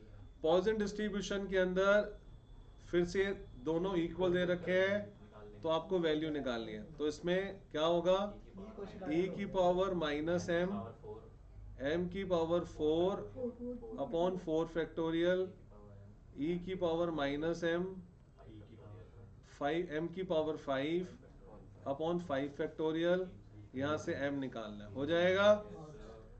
रैंक कोरिलेशन का फॉर्मूला लगाने के लिए कुछ बोला है, इसका फॉर्मूला है 1 minus 6 sigma d square upon n square minus 1। ये उसने दे रखा है 0.6, तो इसे 0.6 के इक्वल रखो, और sum of the square of the difference in rank in 66, यानी कि ये दे रखा है 66। 0.6 1 माइनस 6, इसकी जगह 66। अब यहां से आप हिट एंड ट्रायल मेथड से या सिंपल कैलकुलेशन से सॉल्व करके n की वैल्यू निकालो। Coefficient, correlation coefficient between x and y will be negative. अगर x एंड y का नेगेटिव है तो वो तभी होता है अगर एक बढ़ रहा हो और एक घट रहा हो, जिसे हम नेगेटिव कोरिलेशन बोलते हैं, एक के बढ़ने पर दूसरा घटे। अगर दो वेरिएबल्स है x and y and related in this relation, तो उनके बीच का कोरिलेशन क्या है, परफेक्ट तो है। पूछो क्यों, स्कैटर डायग्राम याद करो, जब एक सीधी लाइन बनती है ऊपर से नीचे और नीचे से ऊपर, तो ये होता है परफेक्ट पॉजिटिव कोरिलेशन, और ये होता है परफेक्ट नेगेटिव कोरिलेशन। और ये एक लाइंस होती है, और देखो ना लाइन की इक्वेशन तो बना दी कि x और y जो रिलेटेड है वो इस तरीके से रिलेटेड है, और ये कौन सा तरीका है, ये एक लाइन है, तो इसका मतलब वो परफेक्ट तो है। अब कौन सा, पॉजिटिव और नेगेटिव नहीं पता, ड्रॉ इट्स ग्राफ, इसका ग्राफ ड्रॉ करो। सर bxy byx की वैल्यू निकाल सकते हैं अगर वो माइनस। अरे यार एक सेकंड लगेगा यार, ग्राफ ड्रॉ कर ले, तू इतनी बड़ी वैल्यूज निकालेगा। सिंपल ही होगी। सिंपल ये है, वो नहीं है, उसमें तुझे ज्यादा टाइम लगेगा ना। सर y की वैल्यू तो निकालनी है बस। bxy और byx सर बस वही निकालनी है जैसे कैसे निकलेगी, उसमें तो 2 लाइनें चाहिए होती है ना। सर इसमें से byx की वैल्यू निकालनी है तो निकल जाएगी सिंपली। byx की सर y की मतलब y तुझे कैसे पता है इसमें से by ये कौन सी y on x वाली इक्वेशन है कि x on y वाली, ये रेग्रेशन लाइंस थोड़ी ना दी हुई है, ये रेग्रेशन लाइंस नहीं है, ये रिलेशन है बिटवीन x एंड y का, उस रिलेशन को एस्टैब्लिश कर दिया उन्होंने इन दिस इक्वेशन। सर आपने बताया था ना कि अगर r वो लेस देन -1 है तो वो परफेक्ट नेगेटिव होगा। बिल्कुल सर बिल्कुल, तो इसमें r कैसे निकलेगा, तो byx और n को byx कैसे निकलेगा, सर y की कोई इससे नहीं निकलेगा, वो रेग्रेशन इक्वेशन से निकलता है, ग्राफ ही बनाना पड़ेगा। इसका तो ग्राफ ही बनाना पड़ेगा। और अगर तू सोच भी रहा है अगर, तो इसका ग्राफ बनाना तुझे ज्यादा मुश्किल लग रहा है। x को रखा 0, y क्या आ रहा है 7/3, यानी कि समवेयर यहां पर कहीं पॉइंट आ रहा है, और y को रखा 0, x क्या आ रहा है 7/4 क्या वैल्यू आ रही है? 7/4 1 पॉइंट समथिंग यहाँ पर। तो देखो लाइन की डायरेक्शन ऐसे आई ना, ऐसे आई ना, तो इसका मतलब नेगेटिव हो गया। अगर ऐसे आती तो पॉजिटिव होता। सिंपल सी कहानी है। नीचे दे रखी है रेग्रेशन इक्वेशन, अब देख ये दे रखी है, तो दो इक्वेशन दे रखी है, आपने regression equation of y on x निकालना है। अब वो वाला कंसेप्ट चलेगा जो पीछे बच्चा कह रहा है। अब आपको अज्यूम करना पड़ेगा कि लेट्स से कि this is y on x, याद है ना, एंड लेट्स अज्यूम कि ये x ऑन y है। अगर ये y ऑन x है तो यहां से आप y को अकेला छोड़ो, विच इज -3x प्लस 13। तो अब ये by(x) निकला विच इज -3, और यहां पर x को अकेला छोड़ो, -5y प्लस 20 अपॉन में 2, और यहां से bxy निकला -5 अपॉन 2। अब इन दोनों को मल्टीप्लाई करो, -3 -5 अपॉन 2, और रूट में निकाल के देखो क्या आंसर आ रहा है। 15/2 7.5 करोड़ 1 से ज्यादा आ रहा है ना, 1 से ज्यादा आ रहा है ना, तो हमारी अजम्पशन उल्टा है। तो यानी कि ये x1 y ये वाली जो है हमें कौन से y ऑन है, तो ये वाली जो है y ऑन x है, 2x प्लस 5y। आगे बढ़े। Regression coefficients are dependent of change of origin and of scale, dependent of change of origin but not of scale. तो सी हमारा आंसर है। डी है ना, क्यों? ओरिजिन के चेंज राइट। ओरिजिन पे चेंज होने का इंडिपेंडेंट है बट स्केल का नहीं। बिल्कुल सही। वन ऑफ रेग्रेशन कोफिशिएंट अगर मोर देन लेस देन है, तो अगर एक मोर देन है, दोनों छोटी नहीं हो सकती, दोनों ज्यादा नहीं हो सकती। One of the regression coefficient, ठीक है, तो हमारा एक आंसर आएगा मोर देन और लेस देन।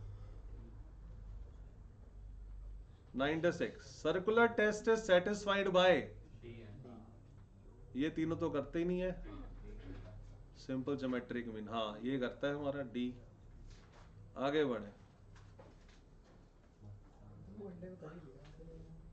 अरे मैं तो फटाफट मारे, मैं तो तुम लोगों ने करके आए हो इसलिए जल्दी हो। वही है, डी है।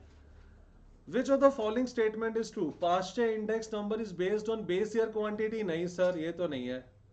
फिशर सर्कुलर टेस्ट को पास नहीं करता। Arithmetic mean is the most appropriate average for constructing the index number? No. Splicing means constructing one continuous series? हाँ बिल्कुल सही है। क्वेश्चन नंबर 98, सिंपल सा क्वेश्चन है। हाँ सर, अगर किसी बंदे की सैलरी 10,000 है 2000 में, और 20,000 हो गई है 2013 में, और 2013 में जो इंडेक्स है वो है 240, तो इसका बेस ईयर लेना है 2000, बेस ईयर को माना हमने 100, तो 20,000 नहीं आएगा, इसको हटा दो, तो यहां से x की वैल्यू निकाल लो, क्या आ रही है 24,000। तो यानी कि सर हमारा आंसर आना चाहिए 24,000। Purchasing power of money is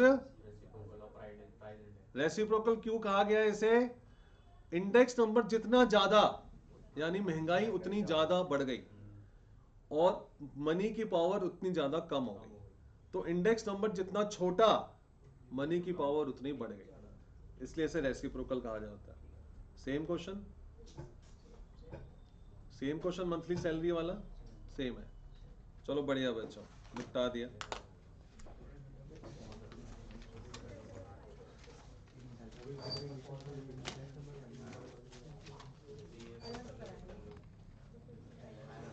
देखो, और अभी हम लोगों ने कितनी जल्दी किया, वो भी आप लोग घर से करके आ रखे थे इस वजह से। वो भी अलर्ट छोड़ दी फिर भी। हाँ, तब जाके 1.25 घंटे लगे हैं। तो अब आप देख लो कि कितना समय आपको चाहिए होगा जल्दी काम करने के लिए।